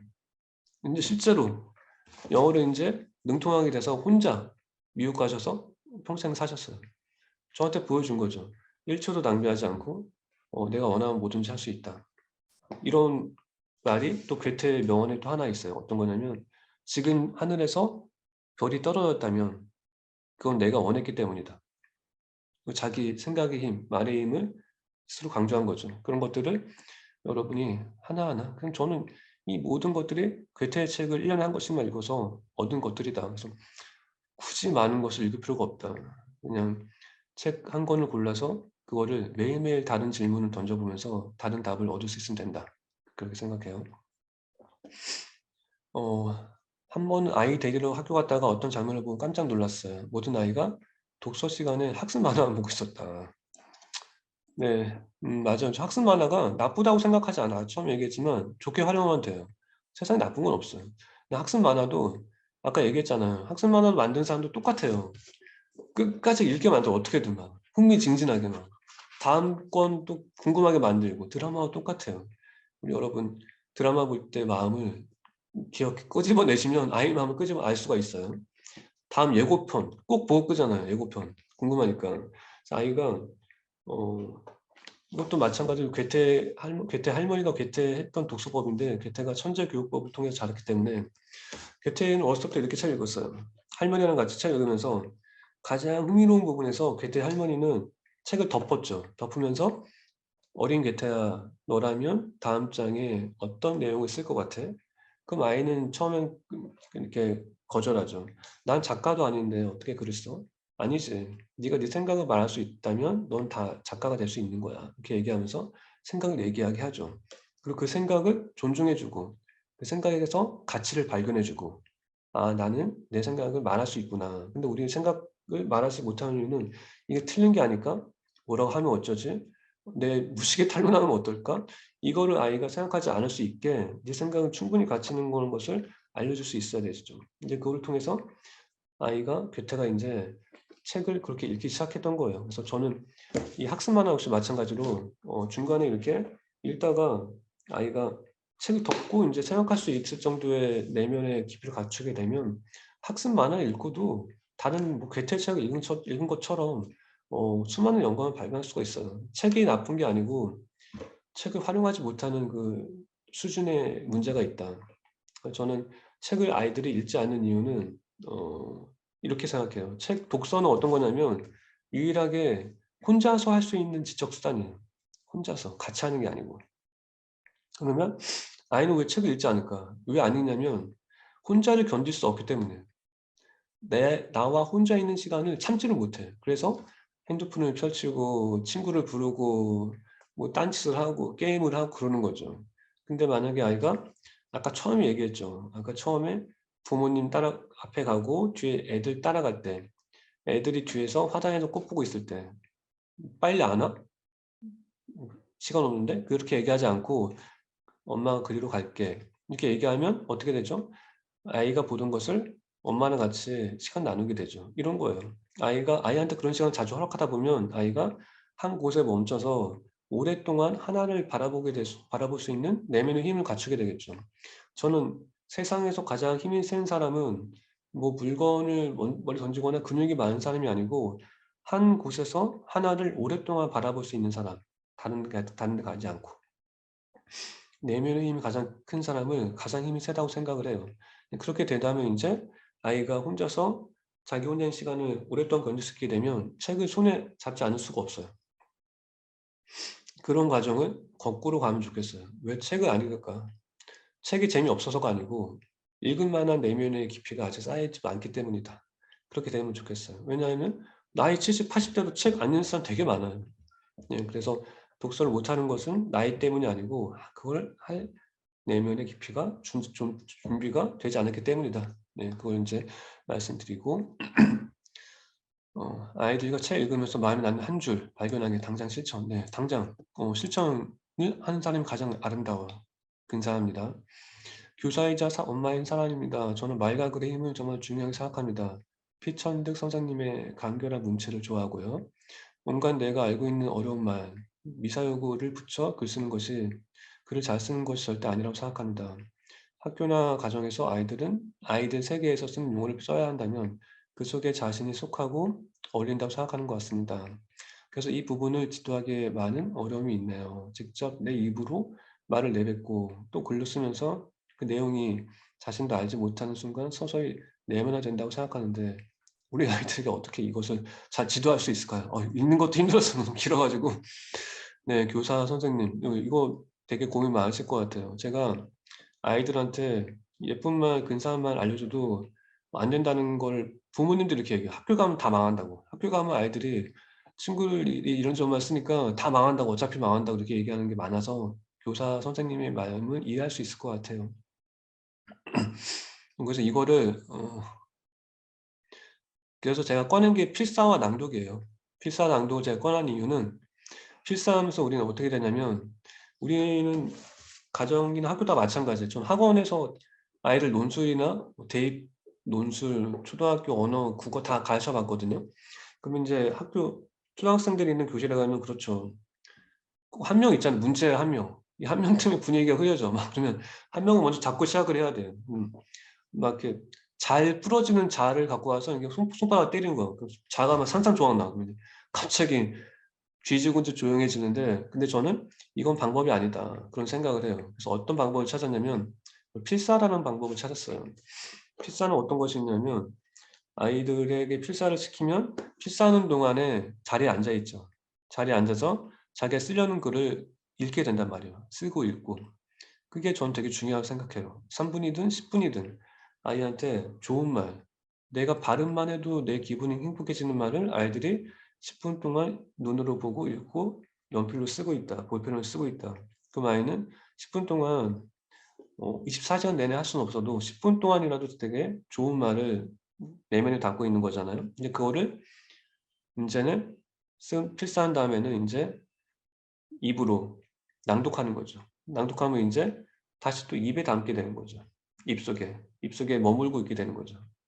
머금고 있는 것이죠. 그래서 저는 아이들을 강제로 막 이렇게 얘기하는 것보다는 필사와 좋은 문장을, 좋은 글을 필사하고 낭독하면서 그 글의 가치를 매일매일 알려주자. 그래서 필사 낭독이 전 중요하다고 생각을 해서 제가 쓴 아이를 위한 하루 한 줄을 인문학을 통해서 2018 년도에 필사를 처음 얘기했고, 이 부모의 말은 낭독의 힘을 강조한 거고, 또 최근에 책이 나오는데 아무튼 필사와 낭독을 통해서 여러분들이 했으면 좋겠는데, 필사할 만한 글을 만나기가 쉽지가 않아요. 음. 그런 글이 바로 제 글이다. 네. 제 글을 필사하시면 돼요. 제가 그래서 쓴 글이고, 어 이번에도 제가 이런 달력을 냈는데, 아 지 제가 제 책 치시곤 내서 제목은 다 기억을 못 해요. 이게 매일 아침을 여는 1 분의 기적 달력인데, 여기에 이런 문장이 있어요. "와 나랑 정말 잘 맞는다. 어쩌면 너는 늘 나랑 생각이 같아. 살다 보면 이런 느낌을 주는 사람을 만날 때가 있다. 그건 우연이거나 운명이 아닌 당신을 많이 아끼기 때문에 나오는 마음이다. 기억하라. 세상에 저절로 맞는 건 없다. 나랑 어떤 사람이 맞다고 생각이 되면 저절로 맞는 게 아니고 그 사람이 나에게 맞춰주려고 노력하는 거다.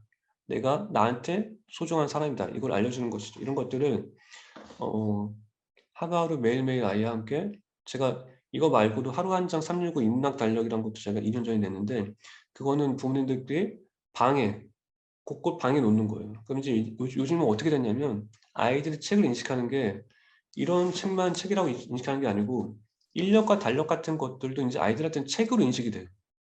5 줄 6줄 읽었지만 인제 아이들은 그걸 책으로 생각한단 말이에요. 이제 뭔가 책의 개념이 쪼금 바뀌고 있어요. 근데 여러분들도 그거에 딱 바꿨으면 좋겠어요. 독서도 다 읽어도 독서지만 한 줄만 읽어도 독서고, 네가 읽으려고 책을 손에 잡는 것도 독서다. 그리고 '아 책 읽기 싫어.' 이렇게 말하는 것도 독서다. 왜냐하면 그때 독서라는 걸 생각했기 때문에. 그리고 화장실이나 이런 냉장고 앞이나 아이 책상이나 아이들이 볼 수 있는 곳에 읽을 수 있을 만한 글을 이렇게 놓으면 아이들이 스쳐가면서 인제 읽을 거 아니에요. 저는 그게 되게 소중하다 그 생각이 들고, 그렇게 하면 그렇게 하지 않았던 때와 전혀 다른 아이들의 모습을 볼 수 있어요. 해 보시면 인제 알게 돼요. 그 가치를 알게 되면 인제 여러분들도 계속 하시게 될 거예요. 여러분한테도 좋아요. 여러분한테 좋은 게 아이한테도 좋은 거니까. 네. 요 근래 공동체 읽기 중인데 아이들에게 학습 만화에 대해 어떻게 접근할지 고민됩니다. 네. 지금 제가 잠깐 말씀드렸고, 저희는 핸드폰도 초졸까지는 최대한 미루려고 하고 다른 활동을 함께 하고 있어요. 저희는 초1 6 학년 공동체이긴 합니다. 저는 어차피 줄 핸드폰 미룬다고 '나중에 안 할까?' 그런 생각이 드는데, 저는 그렇게 생각해요. 온갖 유혹적인 것들을 스스로 제어할 수 있는 아이를 만드는 게 먼저다. 그러면 그 아이는 자기가 어 정확하게 시간의 가치를 알려줍니다. 시간의 가치. 제가 처음에 아까 얘기했죠. 괴테가 할머니가 괴테랑 손자한테 들려준 얘기를 제가 할머니한테 들었잖아요. 뭐 하루에는 24 시간 있고 1 시간은 1 초가 1000개 넘게 있단다. 그럼 저는 시간의 가치를 그걸로 알게 됐어요. 1초 1초가 할 일이 있다. 그러면 인제 그 아이는 어떻게 되냐면 자기의 내일 하루를 자기 스스로 정리해요. 몇 시부터 몇 시까지 뭐 하고 이땐 뭐 하고 이건 꼭 해야 돼. 오늘 할 일은 꼭 오늘 해야 돼. 내일 할 일도 내일 또 나오니까 오늘 할 일을 내일로 미룰 수는 없어. 이렇게 하고 지내면 그 아이는 자기 시간, 정확한 생각한 시간이 남에 의해서 훼손되는 걸 되게 싫어하게 돼요. 이건 내 시간인데 나 이거 꼭 해야 돼. 근데 이게 놀려고 하는 게 아니고 내가 나한테 꼭 필요한 것들. 이 시간 숙제해야 되고 저 시간 예습하고 이건 복습해야 돼. 이거를 억지로 하는 게 아니고 강압이 아니고 이거 뭐 공부 때문에 하는 게 아니고 다 나를 위해서 하는 거예요. 그 아이한테는 당장 핸드폰 줘도 돼요. 안 해요. 저도 안 해. 해야 될 일이기 때문에. 이게 핸드폰을 언제 줄까 이런 거 고민하는 것보다는 핸드폰이라는 것을 언제든지 받아도 자신의 시간을 훼손시키지 않을 정도의 시간의 가치를 알고 있는 아이라면 언제든 걱정 없을 것이다. 그리고 가장 중요한 것은 아이한테 핸드폰을 언제 주면 될까를 걱정하지 말고 부모가 먼저 핸드폰을 아름답게 활용할 수 있을 때 부모님이 맨날 이거 하고 있는데 걱정하는 것은 걱정스러워요. 그런 건 걱정스러워. 부모님이 스스로 제어할 수 있을 때 아이한테 주면 아이도 제어할 것이다. 보고 듣고 배운 게 제어하는 것이니까. 네, 그렇게 생각합니다.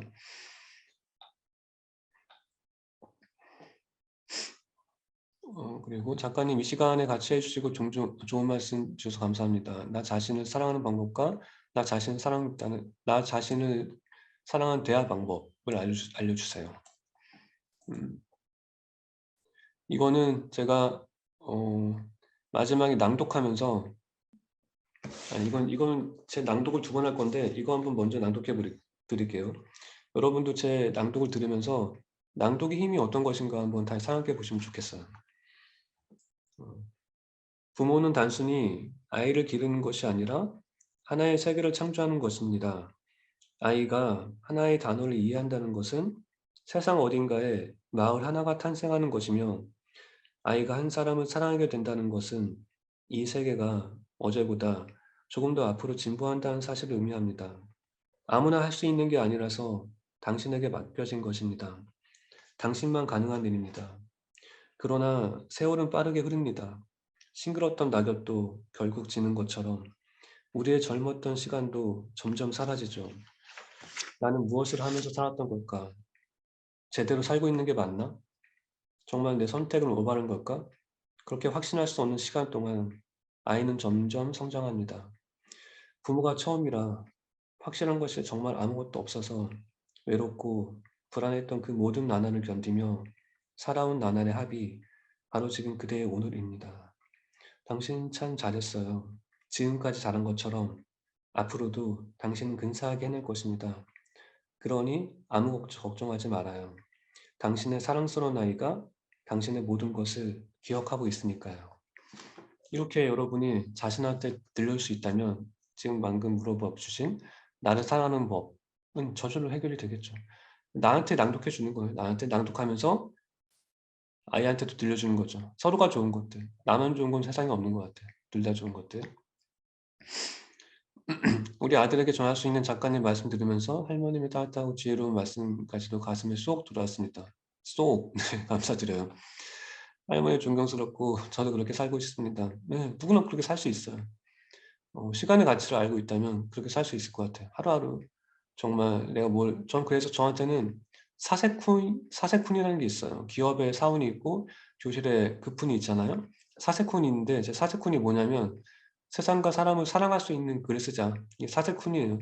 여러분이 그런 자기만의 사세쿤을 가질 수 있다면 시간을 소중하게 생각할 수 있고 저희 할머니가 저한테 해준 그런 것들을 해낼 수 있다 생각해요.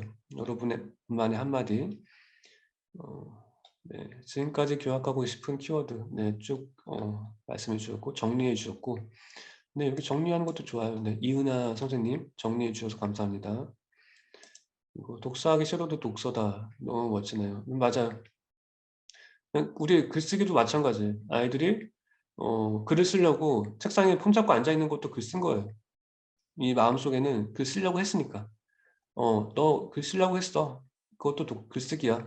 다음에는 한 줄이라도 한번 써보자. 이렇게 얘기할 수 있잖아요. 뭐야, 글쓰기 한두 동이 하나도 안 썼어? 놀고 있었잖아. 이렇게 얘기하면 그 시간이 다 쓸모 없어지는 거예요. 가치가 없어지는 거지. 가치를 훼손시켜 버리는 거예요. 글 쓰라고 노력한 것도 글쓰기야. 이렇게 하면 이제 가치를 알게 되는 거죠. 작가님 좋은 말씀 감사합니다. 네. 네, 제가 항상 이렇게 하면 듣는 얘기인데, 제 PPT는 언제 보나요? 이렇게 얘기하는데, PPT가 중요하지 않아요. 네, PPT를 준비해야지 돈을 줘요. PPT를 준비했는데, 농담이고, PPT, 결국 제가 얘기한 걸 다 듣고 PPT를 보면 제가 얘기한 것들이 PPT 안에 다 남겨져 있어요. 중요한 거는 우리가 서로 이렇게 눈을 보고 대화하고 음성을 들으면서 음성과 대화 안에서 어떤 텍스트를 발견해서 내 마음에 담는 게 중요해요. 보는 것도 물론 중요하지만 우리가 만약에 시간이 10시간 있었다면 PPT를 봤을 거예요. 근데 지금은 더 가치 있는 걸 하고 있는 거예요. 네. 말의 중요성을 새삼 느낍니다. 아이에게 생각을 좀 해라고 자주 말하는데 제가 생각하고 말하는 것에 게을렀네요. 표현을 긍정적으로 할 수 있게 사색하고 하루 한 번 예쁘게 말하기 실천해야겠습니다. 감사합니다. 네, 눈물이 또르르. 네, 그 글을 제 인스타에 올렸는데 뭐 댓글 엄청 많았어요. 나 울어. 나 울어. 나 스타벅스에서 울어. 나 뚜레쥬르에서 울어. 막 커피빈에서 울어. 막 온갖 곳에 다 울고 있다고. 네, 그런 게 참 부모 마음 다 비슷한 것 같아요. 아, 낭독 한 번도 생각 못 했는데 이런 힘이 있네요. 맞아요. 제가 10년 전에 낭독할 때는 저조차도 감동을 못 했어요. 몰랐으니까. 제가 낭독하는 단어와 문장을 제가 제어하지 못하니까. 이제는 다 그거 알기 때문에 낭독할 때 알 수 있어요. 제가 알 수 있으니까 여러분도 이제 느낄 수 있는 거죠. 네, 봄님, 제 한마디가 아이의 사색한 시간을 가치 없는 시간으로 몰아왔던 것 같아 마음이 아프네요. 근데 오늘부터 그렇게 안 몰아가면 되겠다. 뭐든지 오늘부터예요. 내일부터 하면 내일부터 시작되는 거고. 작가님, 아이들에게 항상 좋은 말을 해야 될 때 다짐하지만 결국은 잔소리가 되더라고요. 생활 습관을 바로잡고 싶을 때 어떻게 예쁘게 말할 수 있을까요? 잔소리를 하지 않고 예쁘게 말하려면 어떻게 될까? 당연히 감정을 빼고 사실만 얘기하면 되겠죠. 근데 이게 매우 힘들다. 말은 쉽지만. 그래서 인문학의 끝이 예쁘게 말하기. 어떻게 감정을 빼는 게 어떻게 쉽겠어요. 어렵지. 제 뒷모습을 보고 자라고 있고, 자랄 아이를 이제 쭉 얘기해보고, 이걸 이제 너무 이제 제가 뭐 라디오 사연 읽어준 건 아니니까, 아니니까 지금 사연은 그만 읽고, PPT 하면 좀 몇 장 볼게요. 중요한 부분 몇 장 보면, 이거는 제가 냈던 한 제목이 길어서 잘 모르겠는데 무슨 하루 한 단어 쓰기 다이어리라는 게 있는데 작년에 냈었는데 여기는 하루에 한 단어씩 아이들이 그 단어를 정의하는 거예요. 자기만의 정의. 저는 자기가 정의할 수 있는 단어만 자기 거라고 생각하거든요. 정의할 수 없으면 그거에 대해 쓸 수가 없어요. 쓸 수 없으면 그걸 정의하지 못했기 때문에 글쓰기를 또 못하는 것이기도 해요. 자기가 가장 정의할 수 있고 자신 있는 단어에 대한 것은 그걸 주제로 삼아서 글 쓸 수 있단 말이에요. 여기 우리 포인트가 하나 있고 여기서 아이가 이렇게 얘기했어요. 내가 생각하는 기품은 무엇입니다. 그래서 가로를 채우는 거예요. 이 아이가 8살짜리 아이인데 이렇게 내가 생각하는 기품은 고급스러운 것입니다. 이렇게 했어요. 기품은 고급스러운 것이다. 그럼 이제 어떻게 되냐면 이 8살짜리 아이한테 기품이라는 세상을 보는 하나의 시각이 또 생긴 거예요. 기품의 시각. 아, 저거는 기품이 있는 것인가? 저 말은 기품이 있는 것인가? 저 행동은 기품이 있는 것인가? 이게 생겼죠. 그러면 이제 어제 만났던 똑같은 아이를 오늘 또 만났어요. 친구를. 친구가 만나면 얘기를 해요. 근데 어제는 몰랐는데 오늘 이런 생각이 드는 거예요. 친구 말하는 게 기품이 없는데? 너무 유행어만 쓰고 너무 무슨 말인지 모르겠어. 그럼 어떻게 하면 기품 있게 얘기할 수 있을까라는 생각을 하면서 집으로 돌아와요. 집으로 돌아와서 자기가 생각한 것을 부모님과 엄마랑 같이 얘기하는 거예요. 어제와 다른 스스로 기품이 있다고 생각하는 말을 얘기하면서 이렇게 얘기하니까 어제랑 다르게 엄마랑 얘기하는 게 부드러워지고 되게 아름다워진 것 같아. 이게 기품인가? 이렇게 생각하게 되면서 지금 어떤 일이 일어나냐면 만나는 사람과 환경은 똑같아요. 단지 기품이라는 단어를 아이가 정의하면서 아이가 만나는 세상이 달라진 거죠. 그 세상은 환경은 내가 바꾸는 거다. 내가 단어를 정의할 수 있으면 그 단어를 나눌 렌즈로 세상을 바라볼 수 있기 때문에 아이의 삶이 바뀌는 거예요. 근데 이제 그러면 이 아이는 기품이라는 주제에 대해서 글을 쓸 수 있게 되겠죠. 경험했으니까. 요게 또 어떤 힘이 있냐면 보는 힘. 전 문해력이 아까 생존력이라고 했잖아요. 그 문해력은 보면 저절로 아는 힘이에요. 정의하자면 문해력은 보면 저절로 아는 힘이다. 암기하고 이렇게 억지로 하는 게 아니고 보면 저절로 아는 거예요. 이거 어떻게 제가 설명할 수 있냐면 제가 대학교 때 편의점에서 알바를 오랫동안 했어요. 대학교 때 알바하면서 본 게 뭐냐면 가장 잘 팔리는 상품이 어디에 진열되어 있을까? 편의점에 어디에 있을까요? 사인책 문제. 댓글창을 이용해 주세요. 가장 잘 팔리는 상품이 어디에 있을까?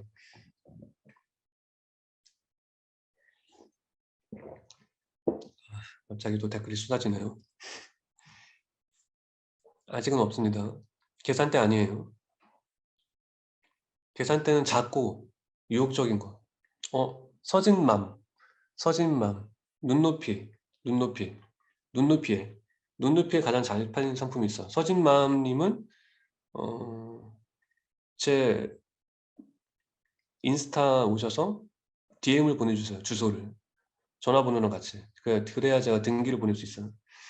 음, 어, 눈높이 있어요. 애들한테 잘 팔리는 건 애들 눈높이, 어른은 어른 눈높이. 그 하나를 제가 눈으로 봤어요. 보고 이제 필리핀에 갔죠. 필리핀에 가니까 필리핀 편의점에 스페인 제품이 되게 많은 거예요. 왜 그럴까? 생각하다가 제가 본 두 개를 연결시켰어요. 연결시켜서 어떤 답을 찾았냐면, 필리핀이 스페인의 식민지였구나. 이런 역사적인 사실을 눈으로 보고 알게 된 거예요. 역사도 외울 필요가 없어요. 문해력이 있는 사람들은 보면 알 수 있단 말이에요. 또 하나 더 질문했어요. 한 번 더 질문했죠. 근데 왜 아직도 이렇게 속해 있을까? 이런 답을 찾았죠. 한 번 누군가한테 굴복당하면 쉽게 빠져나오기 힘들고, 과거에는 스페인의 무력에 지배를 당하고 있지만 지금은 문화의 지배를 당하고 있다. 이 사실 하나 더 깨닫게 된 거죠. 그 질문을 바꿔서 물어볼 수 있으면 모든 영역에 대한 답을 구할 수가 있어요. 제가 아까 처음 얘기했던 마케터들은 마케터 빼고 딴 영역에서 뭔가 마케팅 이미지를 갖고 올 수 있다면 모든 걸 다 갖고 올 수 있는 것처럼 우리는 보면 저절로 알아야 된다. 그래서 제가 처음에 얘기했죠. 학원을 왜 다니니까? 스스로 알지 못하기 때문에 다닌 거예요. 만약에 스스로 봐서 역사처럼 다 깨우칠 수 있으면 학원 갈 필요가 없어요. 저절로 알게 되니까. 그 말씀을 제가 꼭 드리고 싶어요. 그냥 우리 아이들은 보면 저절로 알 수 있는 힘을 다 가지고 있는데 그걸 좀 망치고 있다. 그래서 아이들이 보는 힘을 키울 수 있게 그냥 저는 아까 처음 얘기했지만 이런 강의나 마찬가지 제가 첫 강의가 한 십몇 년 전에 첫 강의가 이런 게 어떤 거였냐면 제가 삼성에 대한 책을 많이 썼어요. 그래서 대기업에 강의를 많이 갔는데 지금도 10년 전에 더 어렸을 때죠. 근데 200명의 임직원이 앞에 있었을 때 호텔 막 그랜드 볼륨 이런데 코엑스 같은 데서 막 한단 말이에요. 막 50대 중반 평균 연령, 대기업 사장부터 전무 임원 이사까지 딱 거기 딱 도착하면 그분들이 저한테 처음 묻는 말이 이런 것들이에요. 회사는 다녀봤어요? 작가님 회사는 다녀봤어요? 까부는 거죠. 저한테 이제 뭐 자기가 회사 다니고 있다, 뭐 임원이다 이렇게 얘기 자랑해주고 제가 다녔다고 그러면 두 번째 질문은 몇 년이나 다녀봤냐? 자기 30년 다녔다는 거죠. 난 특히야 뭐 5년이 되고. 또 얘기하면서 근데 저는 그런 거에 하나도 짓눌리지 않아요. 왜 짓눌리지 않냐면 당신한테는 내가 온 이유는 나는 배운 것을 당신한테 알려주려 온 게 아니고 내가 그동안 본 것이 무엇이었는지 저한테 알려주러 왔다. 내가 본 것을 뭔지 당신은 모르니까 지금부터 내가 지금까지 35년 동안 본 것을 당신한테 알려줄게. 한번 들어봐. 넌 모르는 거니까. 만약에 제가 지식, 배운 걸로 경쟁을 했다면 거기서 할 게 없어요. 할 게. 할 말 하나도 없는데 제가 본 것, 봐서 저절로 깨닫게 된 것을 알려주러 왔기 때문에 저는 당당할 수 있고 두려움에 떨지 않을 수 있었다. 아이들이 자기 본 것을 소중히 생각하고 볼 수 있고 그 텍스트로 변환해서 내 안에 담을 수 있다면 어디에 가서든 발표를 잘 할 수 있고 뭘 잘 해낼 수 있고 자기의 감정을 잘 표현할 수 있다. 저는 되게 겉으로는 되게 내성적이에요. 이렇게 강의하고 있다가도 이렇게 두 다리 모으고 이렇게 두 손 모으고 있어요. 이렇게 수줍게. 그러면 이제 "작가님 왜 갑자기 왜 이러세요?" 막 그러는데 저는 성격은 없다고 생각해요. 내성적, 외향적 되게 안 좋아하거든요. 그런 말 안 좋아해요. 나누는 거. 그럼 아이들 입장에서 별로 안 좋지 않고 저는 사람들이 볼 때 말도 안 하고 수줍게 이렇게 조용히 이렇게 새색시처럼 있으니까 걸을 때도 항상 앉아 있을 때도 다리 오므리 그렇게 앉아 있기 때문에 그럴 경우에 인제 오해하죠. 내향적이다. 근데 제가 또 고등학교 때 중학교 때 막 이렇게 학생회장 이런 거 하면서 막 앞에 나와서 이렇게 강의하면 갑자기 "달라졌어. 왜 그래?" 그러는데 달라진 게 아니에요. 나는 항상 내가 나한테 자신감이 있고 굳이 내가 큰 소리 낼 필요가 없고 떠벌릴 필요 없고 강하게 나갈 필요가 없기 때문에 내 안이 강하니까. 내면이 강하니까. 그래서 제가 초등학교 때부터 성적표에 이렇게 선생님이 써 주잖아요. 이렇게 학습 기록. 그러면 제가 생활 태도 또 뭐라고 써 있었냐면 "항상 깊이 생각하고 행동함으로 실수가 없음." 이렇게 초등학교 때부터 이렇게 써 있었어요. 그런 게 내 안에 있으니까 굳이 과장할 필요가 없고 그리고 떠벌릴 필요가 없는 거죠. 근데 그런 삶을 제가 지금까지 말씀드린 그런 것들을 통해서 아이한테 저절로 전해질 수 있을 거예요. 음. 네. 그다음에 이거 한 번 더 사진 하나 더 보면 이것도 우리가 일상에서 어떻게 발견해 볼 것인가 그런 것들을 아까 얘기했잖아요. 우리가 자주 다니는 놀이터에서 발견할 수 없으면 유럽의 어디 박물관 가도 발견할 수 없을 것이다. 이렇게 말씀드렸죠. 이거는 제가 세종문화회관 앞에 이순신 장군 동상 앞에서 찍은 건데 이 옆에 지나갈 때 사람들 되게 많았어요. 근데 저만 이거 발견했죠. 여기 여러분이 여기 특이한 게 뭐가 있어요? 사인책 한 권 남았어요, 아직. 네. 여기 특이한 게 뭐가 있을까?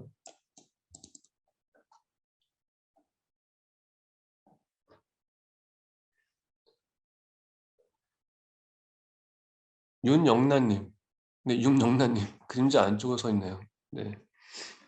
윤영란님 인스타그램에 DM 보내주세요. 이게 뭐라고 저 어떻게 정의했냐면 그늘선, 그늘선, 그늘선 뒤에 다 서 있는 거예요. 이때가 언제였냐면 아주 뜨거운 여름날이었어요. 그늘을 피해서 서 있는 거예요. 여기 있죠. 앞에 정지선과 그늘선. 이게 현실과 이상의 차이야. 이렇게 얘기해 주는 거죠. 아무리 정지선 그려 놓고 서라고 해도 절대 안 서. 죽어도 안 서. 근데 지가 더우니까 그늘 맞춰 쓴 거예요.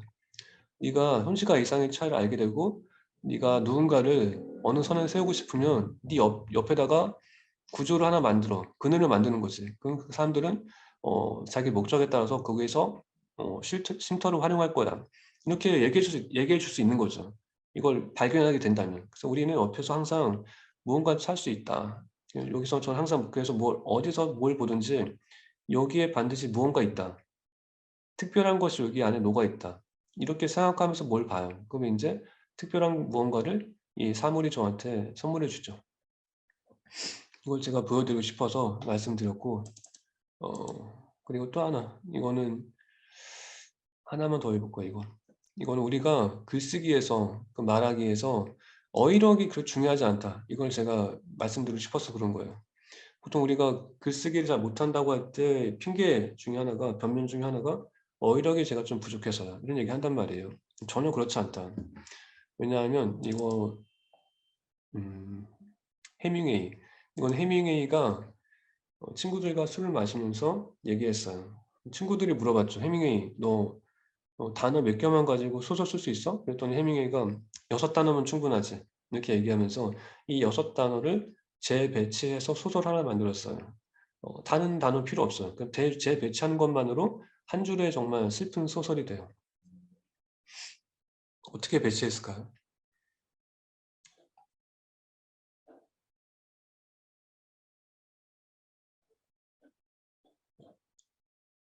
어떻게 했냐면 이렇게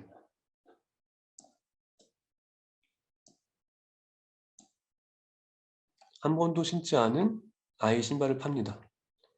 이게 알려줘도 근데 모르는 분이 있어요. 알려줘도 모르는 분이 있는데 되게 슬픈 경우인데 이게 뭐냐면 설명할게요.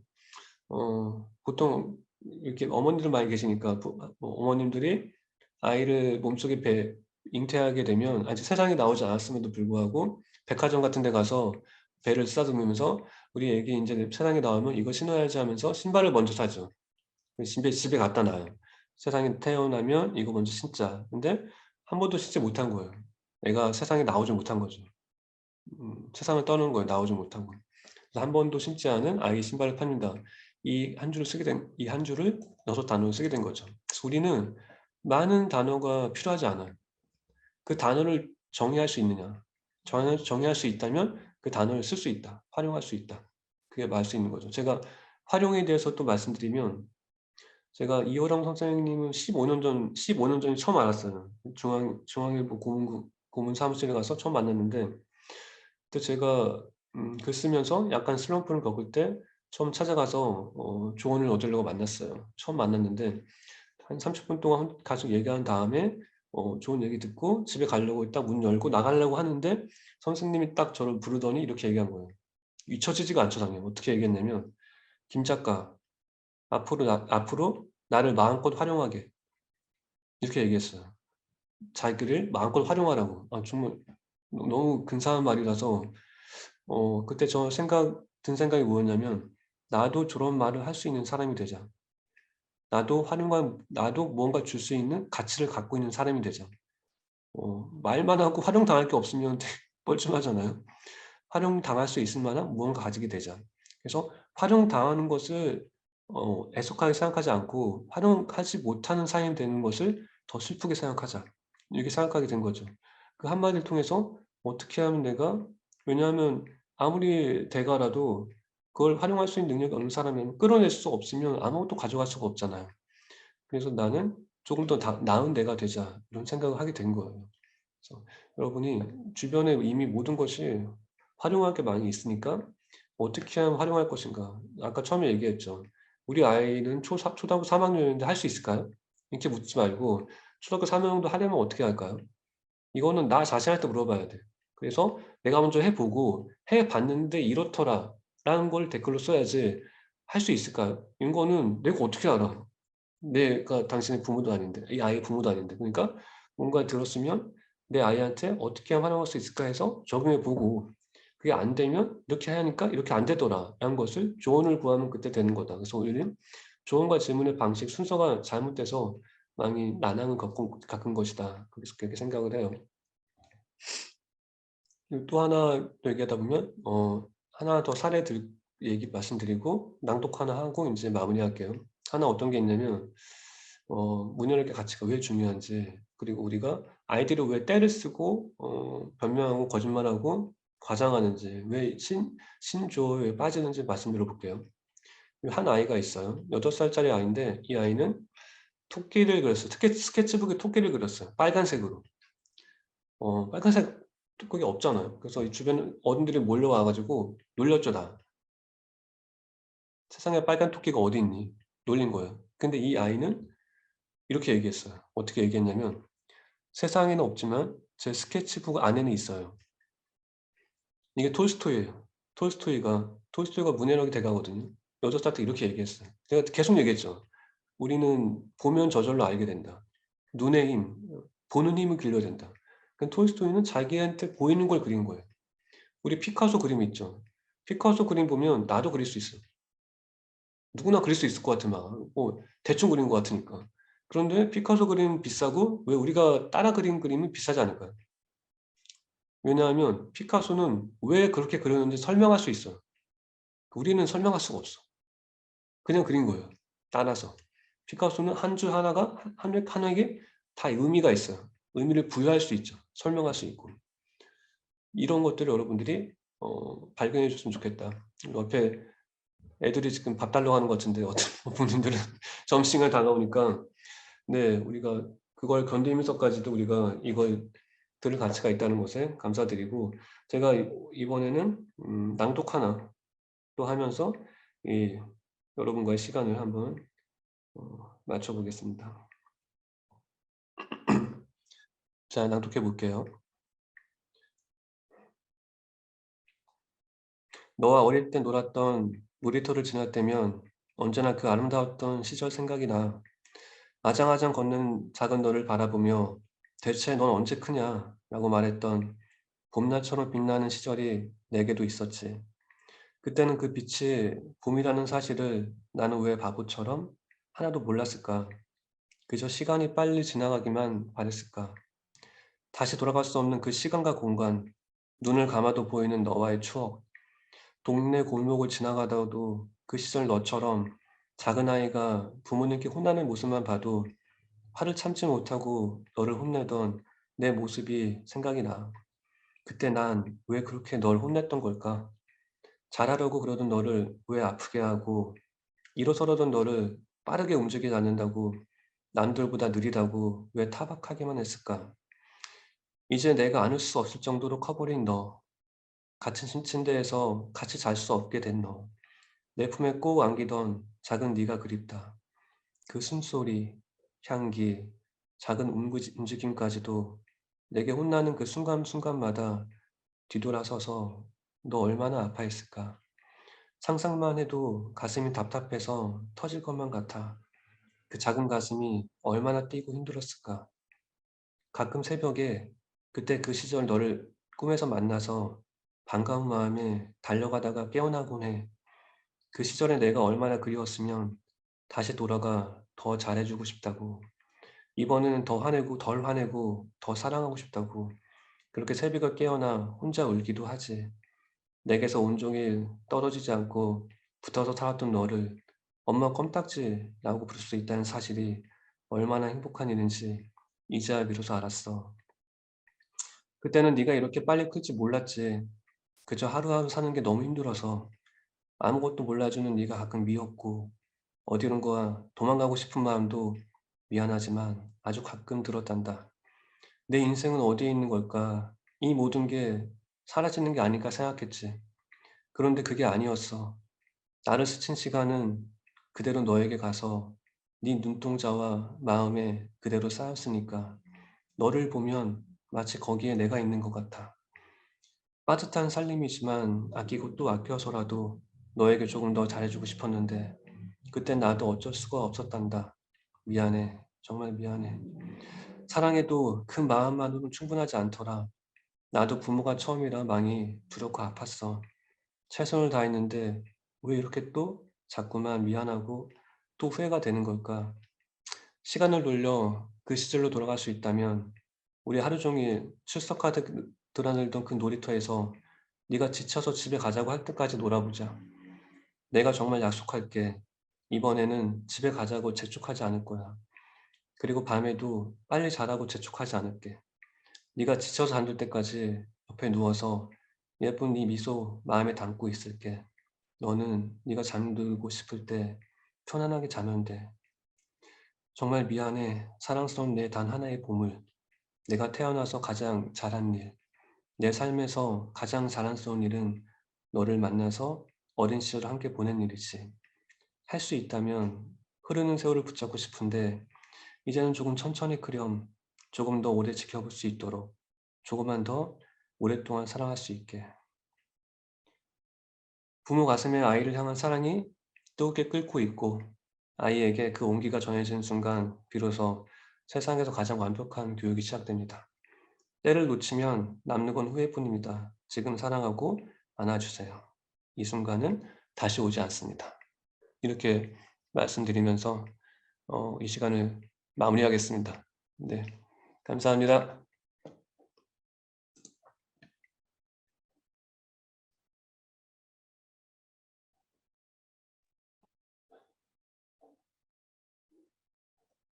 아, 네. 학부모님들 잠시만 나가지 말고 기다려 주세요. 잘 들리시나요? 네, 안녕하세요. 강의 시작 때 인사드렸던 서초교육진센터 태우입니다. 학부모 프리미엄 특강 릴레이 세 번째 강연, 아이의 삶을 결정하는 부모의 말은 이렇게 마무리되었습니다. 다시 한번 멋진 강연을 해주신 김종원 작가님께 큰 박수 부탁드리겠습니다. 네, 감사합니다. 네, 감사합니다.